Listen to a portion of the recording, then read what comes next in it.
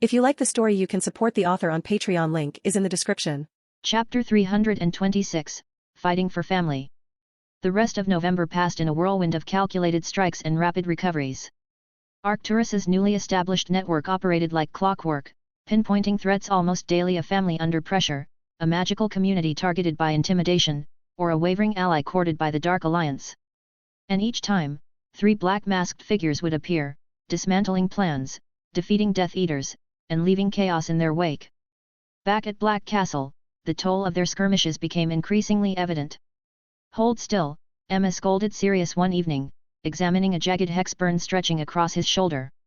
"This is the second time this week I've had to patch you up. You should see the other guys," Sirius quipped with a grin, only to wince when Emma applied a healing salve that burned on contact. "Should I?" she shot back dryly. "Because at this rate, you're going to end up like the other guys' hairy fights." From a nearby chair, Fleur sighed dramatically, shaking her head. "You are too reckless, Sirius. Ari tells me you charged straight at Zir shield wall yesterday. It worked, didn't it?" Sirius countered with a smirk. Fleur's expression darkened, her accent thickening with exasperation. "Only because Myra ad Ze clone tackle you out of Ze way of a killing curse. You could have died." In the corner of the room, Myra was meticulously repairing the damaged clone. The magical construct had seen heavy action over the past few weeks. Sword nicks marred its frame, scorch marks from spells streaked its surface, and a particularly nasty cutting curse had nearly severed its left arm. Myra's small hands glowed with magic as she carefully rewove its structure, her focus unwavering. "Myra is sorry Ze clone got damaged, Master Ari," the house elf murmured, her ears drooping slightly. Harry, leaning against a nearby wall, offered her a reassuring smile. "You've been brilliant, Myra. The damage doesn't matter, as long as you and the clone keep Sirius alive." "Oi!" Sirius exclaimed indignantly from the healing table, though his grin gave away his amusement. Emma snorted as she wrapped a fresh bandage around his shoulder. "You're lucky Myra's magic is stronger than her patience. Otherwise, she might have let that clone trip you instead of saving you." "An excellent idea for next time," Fleur added, her tone icy enough to make Sirius glance warily at her. Across the room, Harry watched the exchange with a faint smirk. Despite the constant danger, there was comfort in these moments of camaraderie.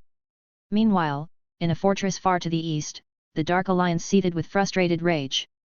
"Another recruitment party ambushed," Magnus growled, his pale face drawn with frustration as he delivered the report. "7 of our best warriors overwhelmed. Always the same group. Always the same pattern." Voldemort's crimson eyes burned with barely restrained fury. 3 masks. The same tactics. They strike with precision and disappear before reinforcements arrive. A ghost on the battlefield would leave more evidence. By the fire, Grindelwald shifted in his chair, his sharp eyes gleaming with amusement beneath his calm exterior. "Systematic, methodical," he murmured. "Whoever they are, they have intelligence far better than I'd expect of your ministry spies. Someone is feeding them information." Magnus turned his gaze to Vladimir, his voice edged with suspicion. "Could it be your knight, Vladimir? The fighting style is familiar. The precision, the speed, it sounds like him." Vladimir's expression darkened. "Perhaps. The reports of a sword-wielding figure do suggest the knight, but his attacking style or strength is not the same as the knight I faced. Either he's holding back, or someone new has appeared. If he has allies, it's a complication we didn't anticipate." Voldemort paced the room, his movements as precise as they were menacing.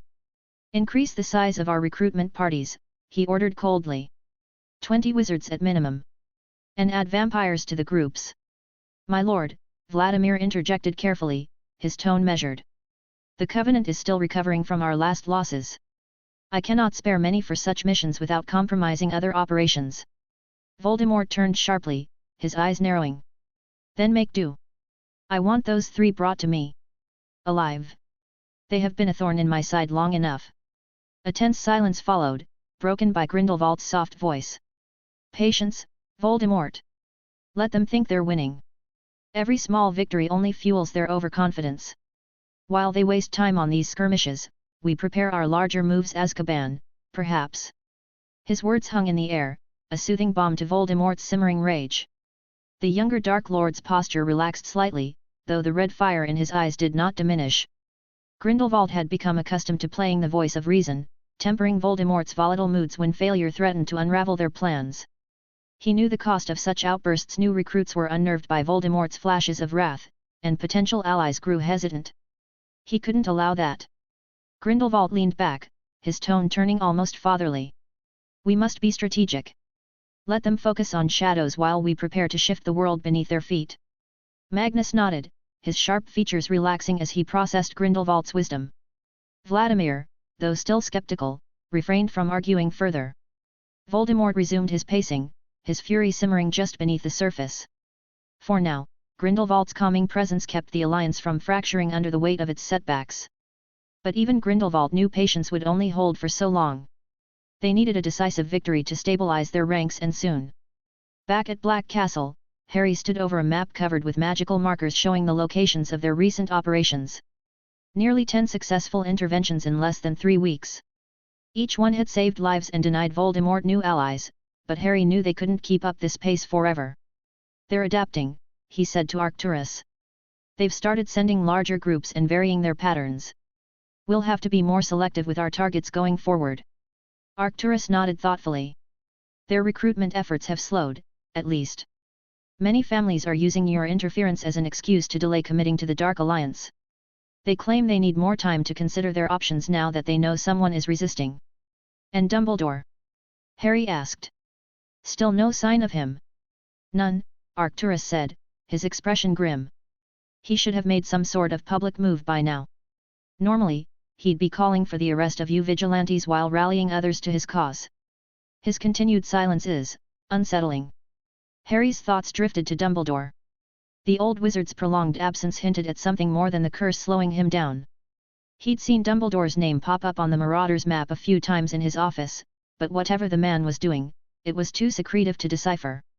While Harry was curious, he knew better than to try prying into Dumbledore's plans. The man was a master of secrecy, and meddling would likely lead nowhere. Later that evening, Harry found Fleur waiting for him in his study. Her face showed traces of worry, though she masked it with a warm smile. Another successful night? She asked, helping him remove his mask and cloak. 2 families protected, Harry confirmed. Though Sirius almost got himself killed again.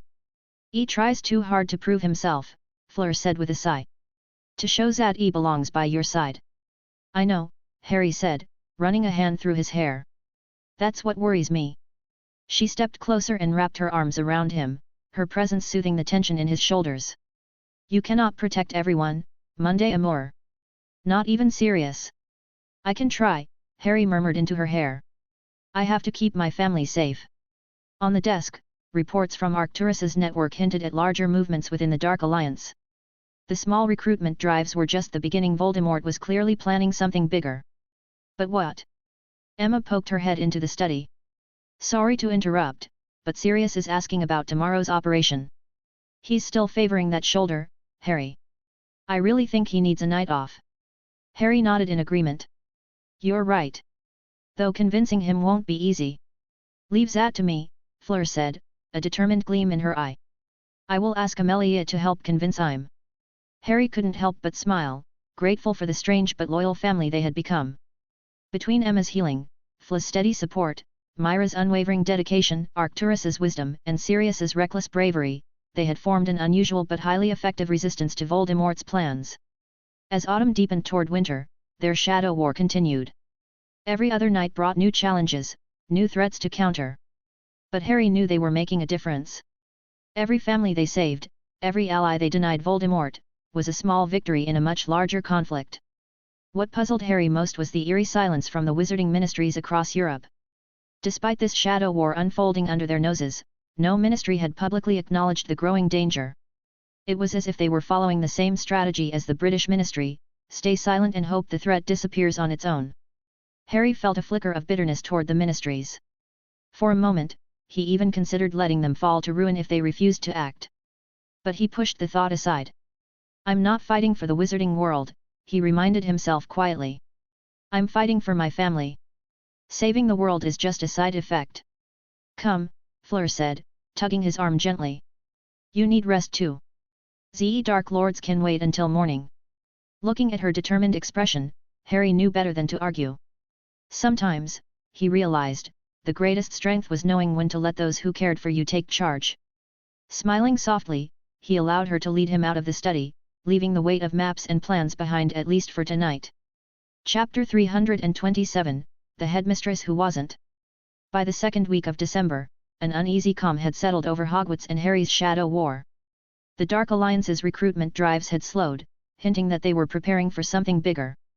With fewer attacks to intercept, Harry found himself with more time to focus on school life, though he knew the peace wouldn't last. The day everything changed at Hogwarts began like any other. Students packed the Great Hall, chatting about end-of-term exams and their holiday plans. Professors McGonagall, Flitwick, and Sprout sat at the staff table, speaking in low, tense voices. Snape, as perpetually sour as ever, read a potions journal, and the empty chair in the center of the table served as a stark reminder of Dumbledore's extended absence. Harry was halfway through his porridge when the sharp sound of heels clicking against the stone floor silenced the hall. All heads turned toward the entrance as Dolores Umbridge appeared, flanked by 3 Aurors. Her pink cardigan was as garish as ever, and the smug grin on her face immediately set Harry on edge. Hem, she cleared her throat, her voice ringing out unnecessarily loud in the now silent hall. The atmosphere shifted, students and staff alike bracing for trouble. I have an important announcement from the Ministry of Magic. She pulled out a fancy scroll with a flourish, letting the suspense hang before speaking. It is my duty to inform you all that, due to Headmaster Dumbledore's prolonged absence and neglect of his responsibilities, he is effective immediately removed from his position. As per Ministry orders, I will be assuming the role of acting headmistress of Hogwarts. The hall fell into stunned silence. Professor, McGonagall began, her tone sharp but controlled, this is highly irregular. Irregular or not, Umbridge interrupted with a syrupy yet firm tone, it is the Ministry's decision. Therefore, it is final. I will be moving into the headmaster's office at once. Please have all of Dumbledore's personal belongings sent to me without delay. She scanned the staff table, her eyes daring anyone to challenge her authority. When no one spoke, she turned sharply to the Aurors. Follow me. We'll secure the headmaster's office immediately. Her heels clicked decisively as she strode out of the hall, the Aurors closed behind her. The spectacle was impossible to ignore, and dozens of students rose from their seats, whispering in shock and disbelief as they followed. Harry's expression hardened as he stood, blending into the crowd. Where is Dumbledore? The unanswered question gnawed at him. If Umbridge was allowed to take control of Hogwarts, it would spell disaster for everyone. Harry couldn't let her turn the school into a prison while he was out fighting the real war. If the Ministry thought they could hand Hogwarts to her, they were sorely mistaken. This would have to be her last night here. The crowd surged toward the spiral staircase leading to the headmaster's office. At the foot of the stairs, the stone gargoyle stood unmoving as Umbridge barked out a string of passwords, her face growing redder with each failed attempt. Open this instant! She demanded, pointing her wand at the statue. The gargoyle remained stubbornly still. Perhaps, McGonagall interjected coolly as she arrived, the castle recognizes its rightful headmaster. Umbridge whirled around to glare at her, her expression souring further. Force it open, she barked at the Aurors. The Aurors exchanged uncertain glances. Ma'am, one ventured hesitantly, the wards on this office might be complex. I said break it down. Umbridge snapped, her shrill voice cutting through the tension.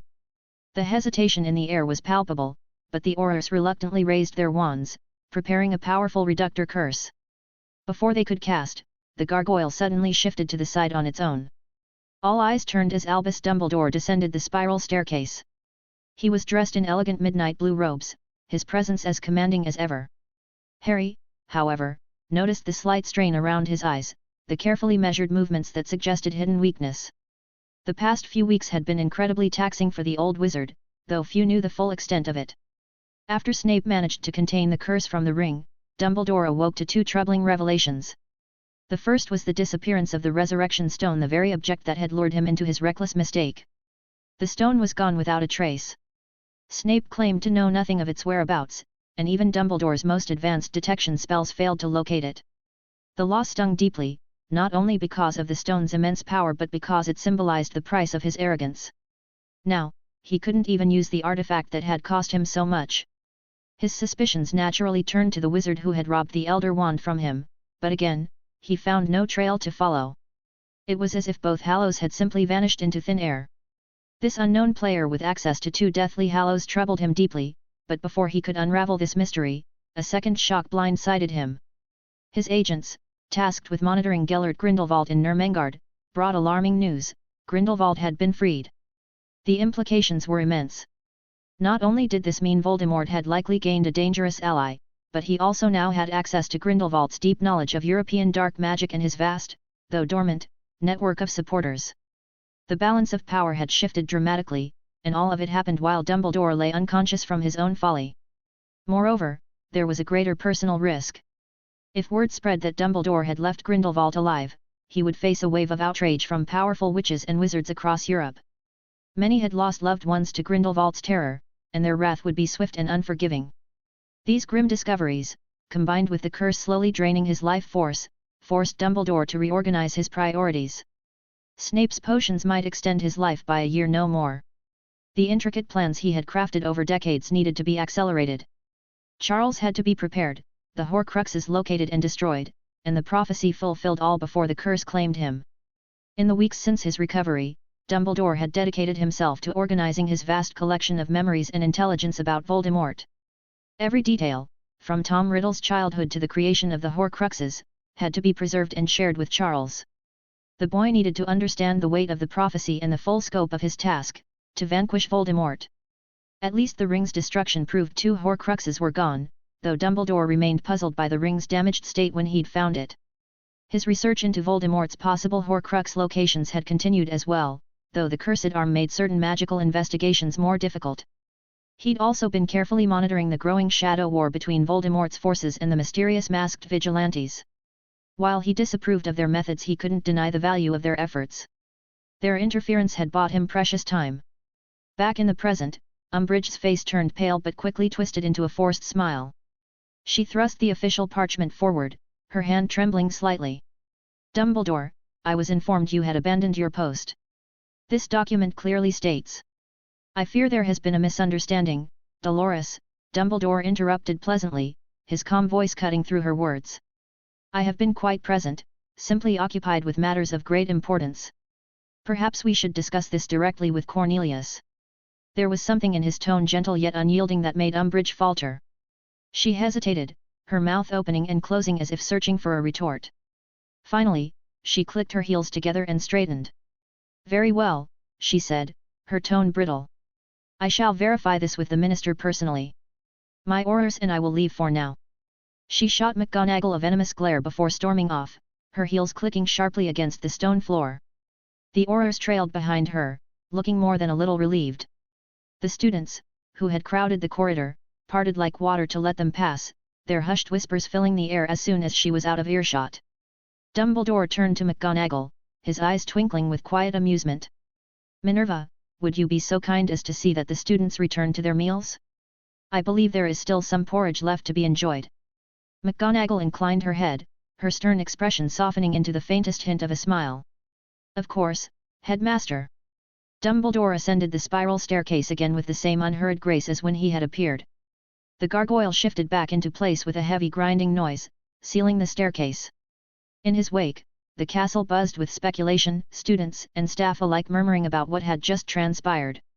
What happened next was a mystery to most students, but within days, Umbridge was gone, replaced by a young Auror trainee as the new defense against the dark arts professor. The student body celebrated, relieved to be free of her oppressive rule, though Harry couldn't help analyzing Dumbledore's swift action with a growing sense of suspicion. The old wizard's tactics were changing. Gone were the days of subtlety and political maneuvering.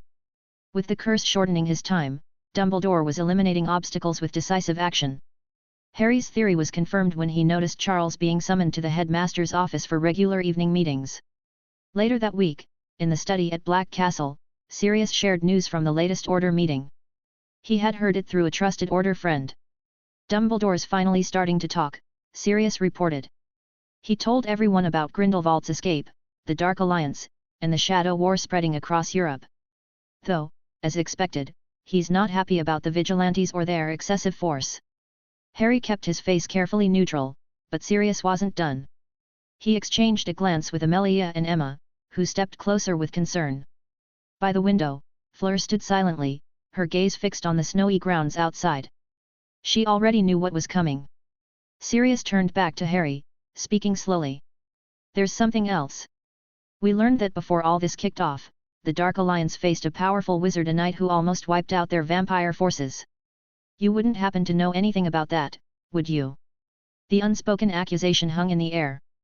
Harry met his godfather's eyes, seeing the mix of hurt and worry there. There was no point denying it. Yes, Harry admitted quietly. That was me. Remember when I went after McNair for information and ended up killing a few vampires? Well, the vampires traced their attacker back to me. They came to my home, and I didn't have a choice. I had to defend myself. Bloody hell, Harry! Sirius exploded, standing so abruptly that his chair scraped against the floor. You fought their entire force of vampires and werewolves alone and didn't think to tell me? I'm supposed to protect you, not the other way around. I'm sorry, Harry said earnestly. I didn't want to worry you. And when it was over, it just seemed easier not to mention it. Easier? Emma snapped, her voice sharp with disbelief. Harry, you could have been killed. What if you'd been hurt? I had it under control, Harry said firmly. Really? And, ironically, it helped me make huge strides in my knight training. That's not the point, Amelia interjected, her tone measured but firm. We're family. We're supposed to face things like this together. Sirius ran a hand through his hair, his frustration evident. Just, no more secrets like this, all right? I know how powerful you are, pup, but you don't have to carry everything on your own. Harry nodded, his gaze earnest. I promise. Next time, I'll tell you. But as the conversation wound down, a flicker of doubt lingered in Harry's mind. He had a tendency to face challenges alone. It was a habit born of necessity. Still, perhaps sharing some of the weight wouldn't hurt. If anything, it might make the burden on his shoulders just a little easier to bear. Chapter 328, A Winter's Respite. The wizarding world had always been a place of chaos and unpredictability, but after Dumbledore's dramatic return to the public eye, an unsettling stillness settled over Britain. It was as if the very air had been drained, leaving behind a tense, suffocating silence. The Dark Alliance, which had been a constant thorn in Harry's side, suddenly went quiet. Their recruitment efforts, their raids, their murmurs of rebellion, all of it seemed to disappear overnight. Without the steady stream of intelligence from Arcturus Black's network, Harry might have assumed they had fled the continent or been eradicated by some unseen force. But they hadn't. They were simply lying low. And while the lull should have brought him some relief, it instead left Harry feeling unsettled and perhaps a little jealous. He had spent weeks, even months, planning and executing strikes to disrupt the Dark Alliance's progress. Yet all it had taken was one public appearance from Dumbledore, frail and hiding his cursed arm beneath his robes, to send them into hiding. Got to hand it to the old man, Harry muttered to himself. For all his lemon drops and twinkling eyes, he still terrifies them. It was puzzling. Dumbledore's power was undeniable, but Harry couldn't believe it was enough to provoke such a drastic reaction. It seemed more likely that Grindelwald had something to do with this sudden shift. His influence, or perhaps his alliances, might have unnerved the Dark Alliance. The idea made more sense than Dumbledore alone wielding such authority. Harry couldn't quite put his finger on the reason, but he did know one thing for certain: he had a lot to learn from the old wizard, whether he liked it or not. At Hogwarts, with the departure of Dolores Umbridge, the school underwent a remarkable transformation. The oppressive atmosphere that had loomed over the castle like a dark cloud had lifted, replaced by a sense of cautious optimism. The new defense against the dark arts professor, a young Auror named Montgomery Clark, was a welcome change. His practical approach to the subject had students scrambling to catch up on months of lost time. The shift in teaching had an unexpected effect on Charles and his friends de Dumbledore's army. Without Umbridge's tyranny as a rallying point, many members drifted away. For most, the group had been less about loyalty to Dumbledore and more about improving their defense skills. The DA eventually shrank to a core of dedicated students, primarily Gryffindors. Luna Lovegood remained their sole Ravenclaw regular, and while Susan and a few Hufflepuffs occasionally joined, the DA had become more of an inner circle for Charles and his closest friends. Together, they continued training, preparing for whatever challenges Dumbledore's lessons with Charles suggested lay ahead. Charles balanced his school life between DA meetings and the weekly sessions with Dumbledore. He had expected groundbreaking magical knowledge from these private lessons, but they mostly involved studying Voldemort's life history. While this focus was a bit disappointing, Charles respected Dumbledore enough not to complain or skip the lessons. Meanwhile, Harry deliberately stayed away from the DAW's activities.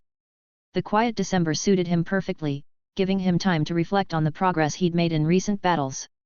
Though he primarily relied on magic during fights, the intensity of those encounters had sharpened his combat experience in ways he hadn't fully realized before. His night training had also advanced significantly. He could feel it in the smoother flow of magic through him and his heightened awareness of his surroundings. By his own estimation, he was over 90% of the way toward achieving Great Knight status. Just a few more strides, and he would finally reach that milestone. With more time on his hands, Harry also resumed his apprenticeship with Professor Flitwick. The half-goblin professor was a keen and observant mentor who had quickly pieced together what Harry had been up to during his late-night absences from the castle. Yet, Flitwick never pried or discouraged Harry's methods. As a goblin, he understood the realities of war better than most and seemed to accept that Dumbledore's path wasn't the way to fight. Instead, Flitwick focused on refining Harry's skill with charms, encouraging him to explore non-combative uses of magic. "You've had enough practice with battle spells," he'd said with a knowing smile. Harry obliged, though his mind often wandered back to the battles he'd fought and to those he knew were still ahead. He couldn't afford to let his guard down, not even for a moment. The Christmas holidays arrived swiftly, offering a much-needed break. Harry spent the season at Black Castle with Arcturus, Sirius, Emma, and the rest of his close-knit family. This year, everyone was present.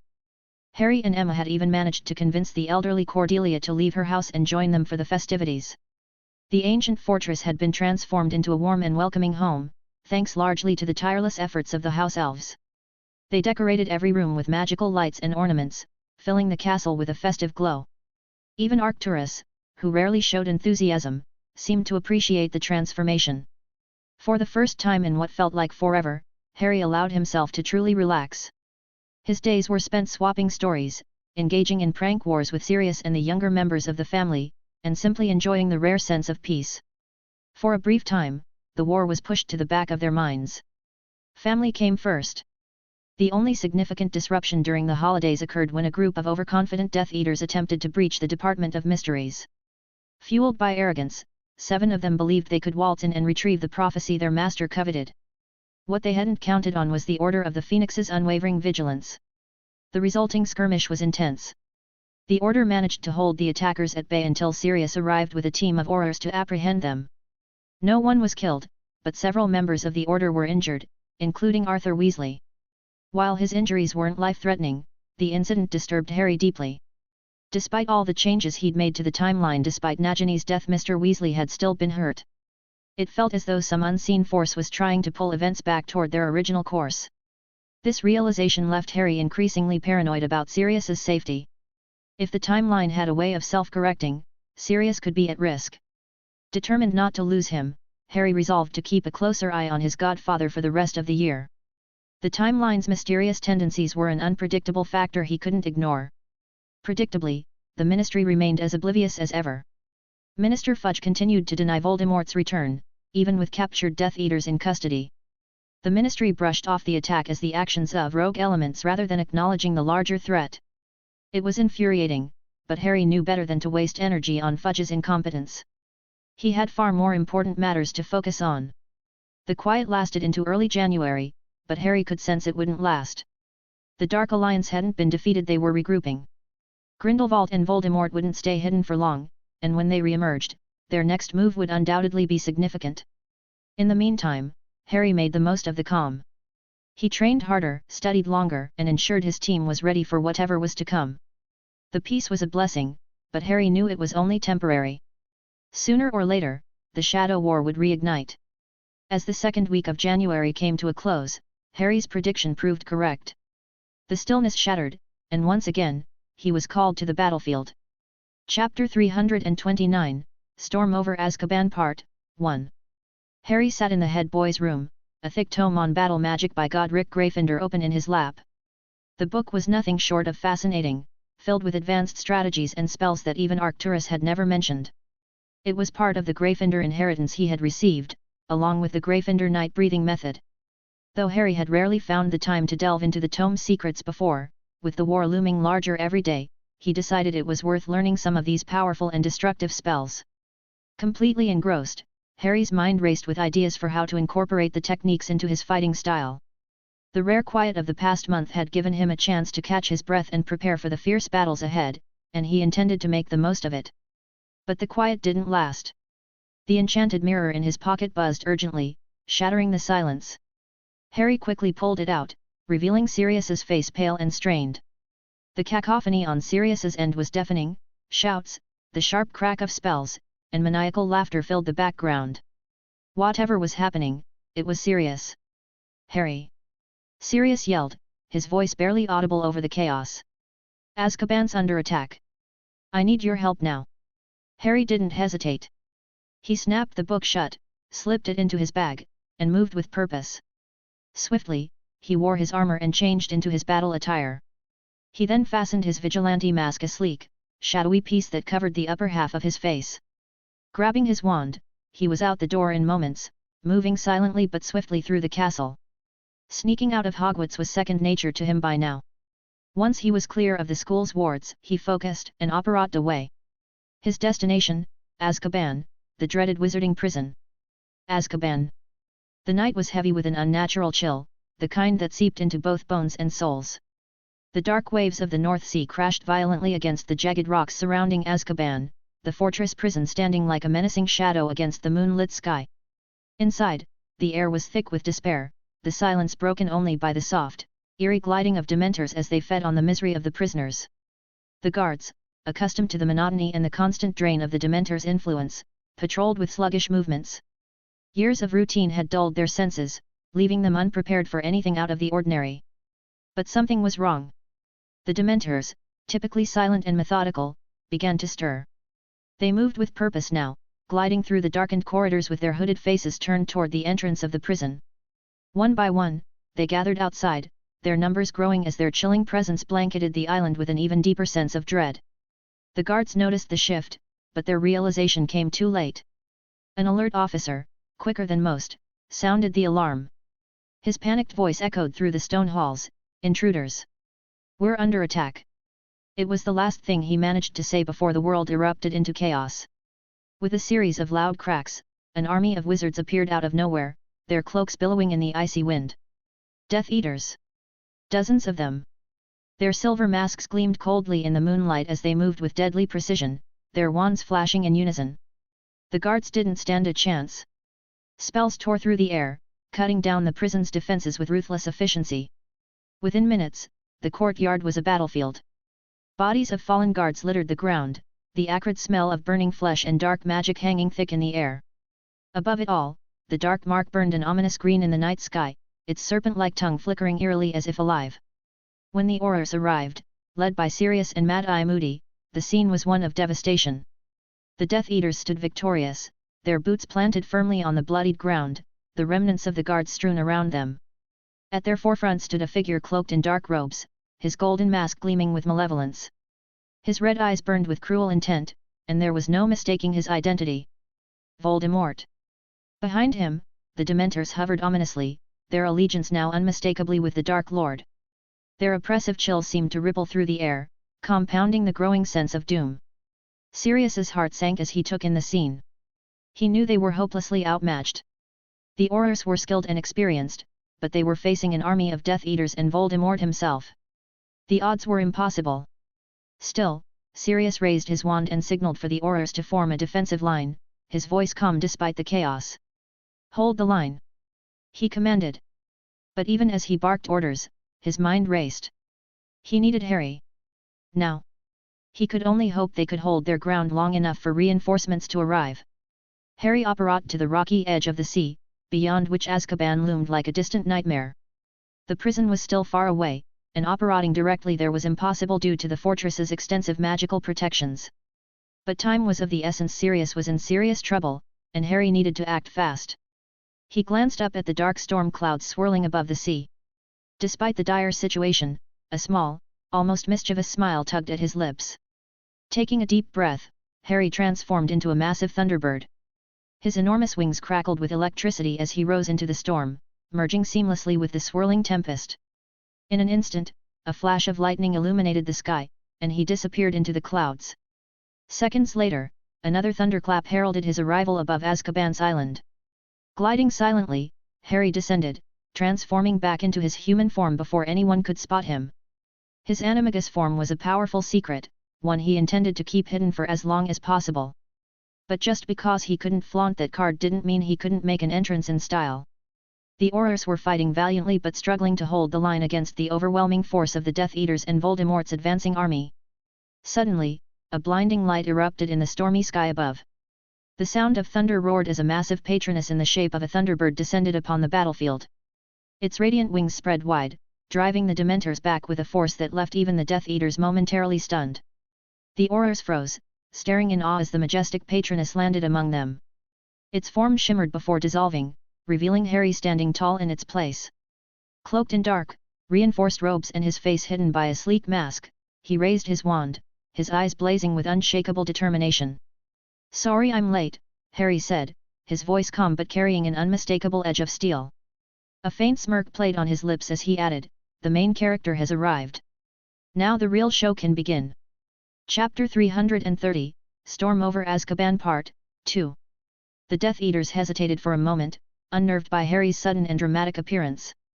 Clad in his dark robes and mask, he resembled one of the vigilantes who had been causing the Dark Alliance so much trouble in recent months. Fear flickered in their eyes, but Voldemort's voice sliced through the tension like ice. "Kill him," he commanded, cold and unwavering. The Death Eaters surged forward, wands raised as they unleashed a barrage of deadly curses. Harry was ready. He moved like lightning, his wand a blur of motion as he deflected incoming spells and countered with devastating precision. The Aurors, inspired by the arrival of such a powerful ally, fought with renewed energy. The tide of despair that had gripped them moments before began to shift. Sirius was at Harry's side in an instant, his expression grim but resolute. "Took you long enough," he said, though his tone carried more relief than reproach. "Had to make an entrance," Harry replied, a faint smirk breaking through despite the chaos. The battle was fierce and unrelenting. Spells crisscrossed the courtyard in deadly arcs, lighting up the stormy night in flashes of red, green, and purple. Harry moved with a fluid, almost inhuman grace, his wand work both elegant and merciless. Each spell he cast hit its mark, dropping Death Eaters with precise, calculated strikes. "Watch your left!" Harry called out, deflecting a killing curse aimed at Sirius. In the same breath, he conjured a shimmering shield to protect two younger Aurors from a volley of dark magic. The fight was chaotic, but Harry and Sirius moved with practiced synchronicity. Their countless battles together had forged an unspoken understanding between them. Sirius provided powerful offensive strikes, while Harry's razor-sharp reflexes and shields kept them both in the fight. Mad-Eye Moody, leading the Aurors, barked orders with tactical precision. His gruff voice cut through the noise of the battlefield as he directed the Aurors into defensive formations that maximized their coverage while minimizing their exposure. Under his command, the Aurors fought with discipline, standing firm against the overwhelming onslaught. But the Death Eaters had numbers on their side. Thankfully, the prisoners they had freed from Azkaban were wandless and unable to cause any trouble. Voldemort, meanwhile, remained motionless, standing off to the side and merely observing the chaos. Perhaps he intended to stay out of the fight to keep his return from being exposed. For a moment, the battle seemed to hang in the balance until an icy, bone-chilling cold swept across the courtyard. The Dementors, which had been hovering at the edges of the fight, suddenly surged forward en masse, drawn to Harry and his allies. Their oppressive presence was suffocating, driving even the most seasoned Aurors to their knees as their worst memories clawed to the surface. Harry's primary wand was occupied deflecting curses from the Death Eaters, leaving him with no time to deal with the Dementors. Acting quickly, he drew a backup wand, not the Elder Wand, that could only be used after Dumbledore's death. With a sharp thrust of the wand, Harry cast his Thunderbird Patronus again. The brilliant, radiant light of the Thunderbird swept across the battlefield, its glowing wings driving the Dementors back. For a brief moment, the oppressive chill lifted, and the Aurors caught their breath. But Harry knew it wouldn't last. There were too many Dementors, and his Patronus couldn't cover every angle. Seeing the Aurors faltering under the strain, Harry turned to Sirius, his voice urgent but steady. "Order them to fall back," he said. "I will hold them back." Sirius hesitated for only a moment, his eyes flicking between the battlefield and Harry's determined expression. He knew Harry was right. The Aurors were outmatched. If the fight dragged on, there was no guarantee they'd all make it out alive, and Harry wasn't willing to take that risk. These people mattered to Sirius, and by extension, to Harry. He couldn't bear to see Sirius or Amelia grieving their losses. Sirius nodded sharply and began barking orders to the Aurors, rallying them into a defensive retreat. Harry's focus snapped back to the battlefield. With few options left, his mind raced through the battle magic techniques he'd just been studying in Godric Gryffindor's tome. The ancient writings seemed to spring to life as his wand moved in precise, complex patterns. The ground beneath the Death Eaters erupted in cascading chains of explosive force, sending bodies flying. Each spell he cast wasn't aimed at a single target, it transformed the battlefield itself into a weapon. The very environment shifted under Harry's control, becoming an extension of his will. By Merlin, one of the Aurors breathed in awe as Harry conjured walls of pure force that crashed into the Death Eater formations like battering rams, scattering them like leaves in the wind. The sheer destructive power of Harry's magic sent shivers through friend and foe alike. These weren't mere dueling spells, this was battle magic of the highest order, crafted for warfare. Death Eaters who had once advanced with confidence now hesitated, their ranks breaking under the onslaught. Harry's presence and his devastating spells turned the tide in moments. From his position, Voldemort's crimson eyes narrowed as he observed the chaos. This masked wizard wielded magic unlike anything he'd encountered before. The sheer scale and precision of the spells were foreign to him. Perhaps Grindelwald might recognize them, but Voldemort had never faced a true battle mage during his wars. When a particularly devastating chain of spells turned 3 of his inner circle into smoking heaps, Voldemort made his decision. He realized the battle was slipping out of control. Without his direct intervention, and with all his power, his forces couldn't succeed. But exposing his return wasn't part of his plan tonight, and the Azkaban prisoners weren't worth the risk. Fall back! Voldemort commanded sharply. Take those we've freed and retreat. The Death Eaters didn't need to be told twice. Grabbing the few prisoners they had managed to liberate, far fewer than they had planned, they began retreating in groups. The battle, once a confident push for dominance, had devolved into a desperate escape. Harry could have pressed the advantage. He could have unleashed even more devastating spells, decimating the retreating forces. But Sirius and the Aurors were too close, and Harry knew he wasn't yet fully proficient with these ancient techniques. His most powerful battle magic could easily catch his allies in its radius, and he wouldn't risk their lives to stop a few more Death Eaters from fleeing. As Voldemort prepared to leave, he turned to Harry, his gaze burning with cold fury and something else. Was it fear? Who are you? Voldemort demanded, his voice cutting through the chaos. Why do you continue to be a thorn in my plans? Harry said nothing. He held his ground, magic crackling visibly around him like a storm barely held in check, a silent warning against any last-minute attacks. His silence was more unnerving than any reply could have been. Voldemort sneered, though his pride had clearly taken a blow. With a sharp motion, he retreated alongside his remaining forces. The sharp cracks of mass disapparition echoed across the courtyard, leaving behind a scene of destruction and dozens of prisoners still locked securely in their cells. Harry watched the sky, his expression unreadable. The Voldemort of the past would have stayed and fought, his pride demanding victory or death. But this Voldemort was different, more cautious, less prideful. It was a dangerous change, one that made him harder to predict and harder to defeat. The war wasn't over. Tonight had been a victory, but it was only one battle in a much larger war. The battlefield fell into an eerie silence as the last of the Death Eaters disappeared with their freed comrades. The Dementors, no longer bound to Voldemort's control, began to retreat, their shadowy forms gliding silently into the night. No one made any move to stop them. As they vanished, the oppressive chill they carried lifted, replaced by the biting cold of the North Sea wind. The Aurors, battered but alive, began to regroup, their faces edged with a mix of exhaustion and relief. For now, they had survived.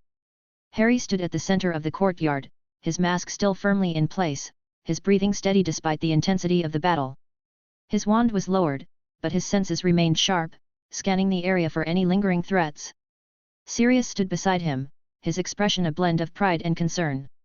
That was incredible, Sirius said, his voice low but full of awe. Where did you learn to fight like that? Let's just say I had some help from an old Gryffindor, Harry replied cryptically. His mind, however, was already elsewhere, thinking about how he could refine the battle magic techniques he'd used and adapt them for the challenges to come. Before Sirius could ask more, a familiar figure limped toward them. Alastair Moody, his magical eye whirring wildly, scanned the scene as he approached. His gruff voice carried across the courtyard, silencing the low murmurs of the Aurors. Black. Who's this masked bloke? And why is he fighting like he's straight out of a bloody war manual? Harry stiffened at the question. He couldn't afford to be interrogated. He knew his patroness's shape likely gave away his identity to some, but that alone wasn't enough evidence to unmask him officially. Still, the Ministry's scrutiny was something he didn't want to deal with right now, especially given the number of deaths his magic had caused tonight. His identity leaking could wait. For now, he had other priorities. The battle magic techniques he'd used tonight intrigued him, and he wanted to master them further. He could see their value not just in raw power, but in the way they turned the tide of the fight. Without answering Moody's question, Harry glanced once more at the battlefield. Then, with a calm motion, he raised his wand and dissipated with a soft crack, vanishing just as Voldemort had moments before. The courtyard was left in stunned silence. The Aurors exchanged bewildered glances, while Moody's face darkened with suspicion. He muttered something under his breath, his sharp gaze lingering on the spot where the masked wizard had stood. Sirius looked at the empty space where Harry had been, his lips curling into a small, knowing smile. He said nothing, letting the mystery remain for now. Chapter 331, Aftermath and the Summons. The Great Hall buzzed with the usual morning chatter, the clinking of cutlery and the rustle of robes filling the air. Students huddled over their breakfasts, some barely awake while others animatedly discussed the latest gossip. The calm hum of conversation shifted as the morning owls swooped in, delivering copies of the Daily Prophet and other mail. Almost instantly, the hall grew quieter as students dropped everything to read the news. At the Ravenclaw table, Harry sat with a plate of toast and eggs in front of him, his attention fixed on the Daily Prophet spread open beside him. He'd expected the front page to be dominated by the attack on Azkaban, and he wasn't wrong. What surprised him was how the story had been framed. The headline blared, "Azkaban under siege, Aurors thwart dark wizard breakout attempt."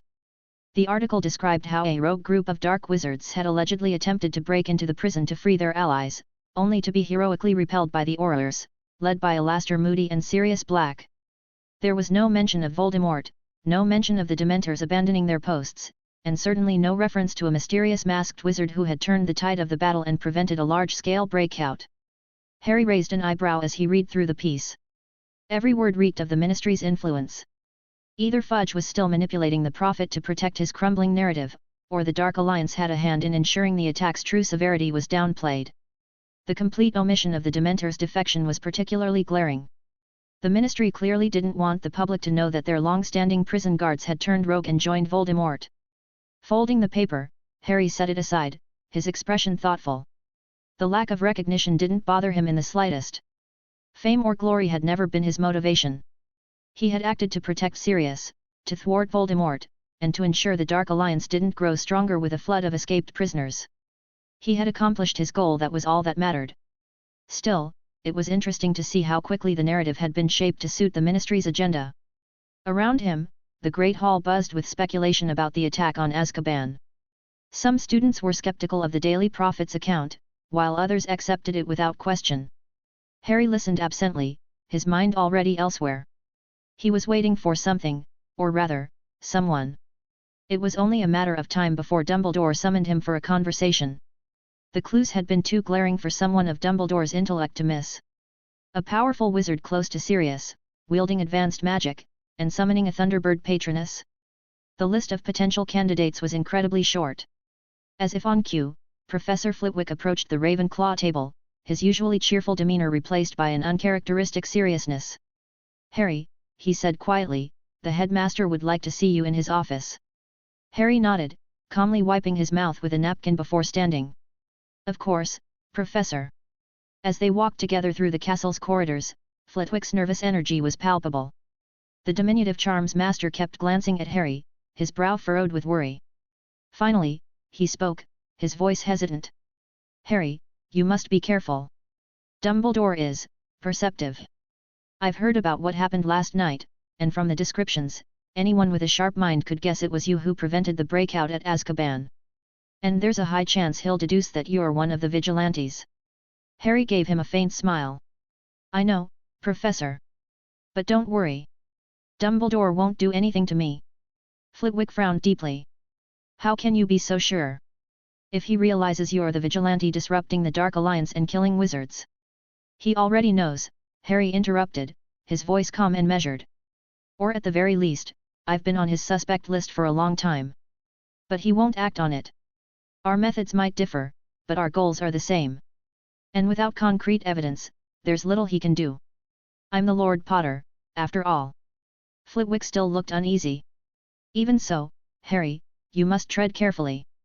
Dumbledore is not a man to be underestimated.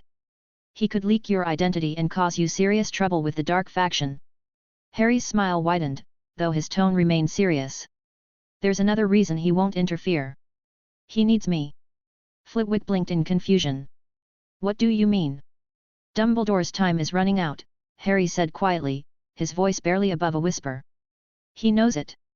With Voldemort and Grindelwald working together, he needs someone to hold the line, someone to distract them and buy time for Charles to grow stronger. That someone is me. As long as I'm out there causing problems for Voldemort, Charles can stay under the radar and train. Flitwick's eyes widened in realization. He had long suspected Dumbledore's health and strength were failing, but Harry's words confirmed just how dire the situation was. The war would be far more difficult without Dumbledore leading the charge. His expression grew grim as the weight of the revelation settled over him. He wanted to ask Harry more questions, but before he could speak, they arrived at the stone gargoyle guarding the entrance to Dumbledore's office.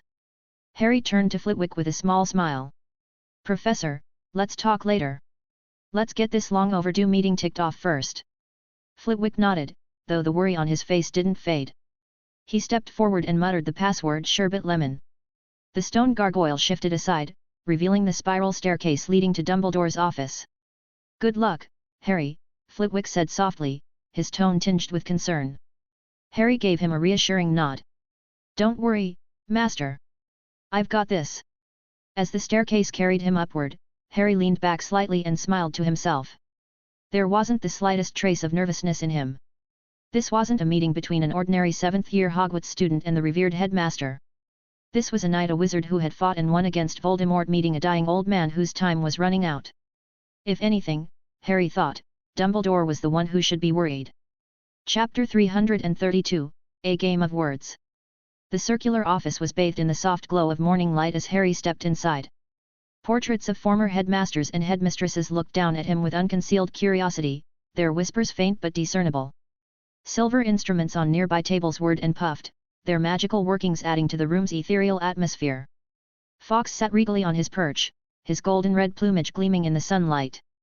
The phoenix greeted Harry with a soft trill, not entirely warm, but not hostile either. Fawkes seemed to recognize that Harry wasn't wholly aligned with the light, yet acknowledged the strength of his purpose and power. Behind the desk, Dumbledore sat with his fingers steepled, his cursed hand hidden beneath his long sleeves.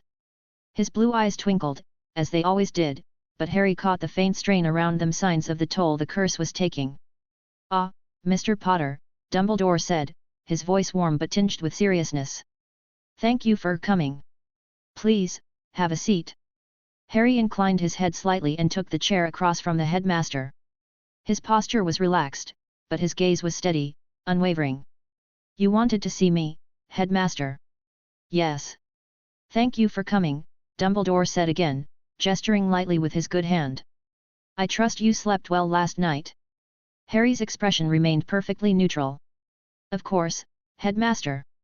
The head boys' quarters are quite comfortable. Indeed. Dumbledore's gaze sharpened slightly, the twinkle in his eyes becoming more focused. Not too tired from your visit to Azkaban, then? It was quite the battle, from what I've heard. Harry's eyebrows rose in a perfect mimic of surprise. Azkaban? What are you talking about, headmaster? I was here at Hogwarts, catching up on my studies. The Newts are just around the corner, after all. Dumbledore's lips twitched, as though suppressing a smile. Of course. And yet, it's curious how a certain masked wizard with a Thunderbird patroness appeared at just the right moment to turn the tide of the battle. Even more curious how this wizard seems to have a particular connection to Sirius Black. Harry tilted his head slightly, his confusion artfully feigned. A masked wizard? Headmaster, I'm not sure what you're referring to. The Daily Prophet didn't mention anyone like that at the prison last night. As far as I read, it was just the Aurors against a group of dark wizards. Are you suggesting I was one of those dark wizards? Because if so, I must say, I take offense at the accusation. Come now, Mr. Potter, Dumbledore said with a faint sigh. Let's not play games. You and I both know the Daily Prophet can be persuaded to omit certain details. Oh, certainly, Harry agreed smoothly, leaning back slightly. But that doesn't explain why you're so sure I was involved. The journey to Azkaban is, after all, quite treacherous. His gaze flicked meaningfully to Fawkes. Not all of us are fortunate enough to have a phoenix for instantaneous transport. At this, Fawkes let out another soft trill, a sound that almost seemed amused. Harry tilted his head curiously. Actually, Headmaster, why weren't you there last night? Surely such an attack warranted your presence. He already knew the answer. Dumbledore was conserving his strength, hiding his deteriorating state from the world for as long as possible. But Harry wanted to see how the old wizard would respond and, admittedly, it was satisfying to steer the conversation in his direction. A shadow flickered across Dumbledore's face, so fleeting that most would have missed it. I was occupied with other pressing matters, he said evenly. By the time I was alerted and prepared to intervene, I received word that the situation was under control. How fortunate, Harry said brightly, his tone almost mocking. Well, if that's all, I really should be getting to class. Newt's year, you know. Quite busy. No time for idle chit-chat.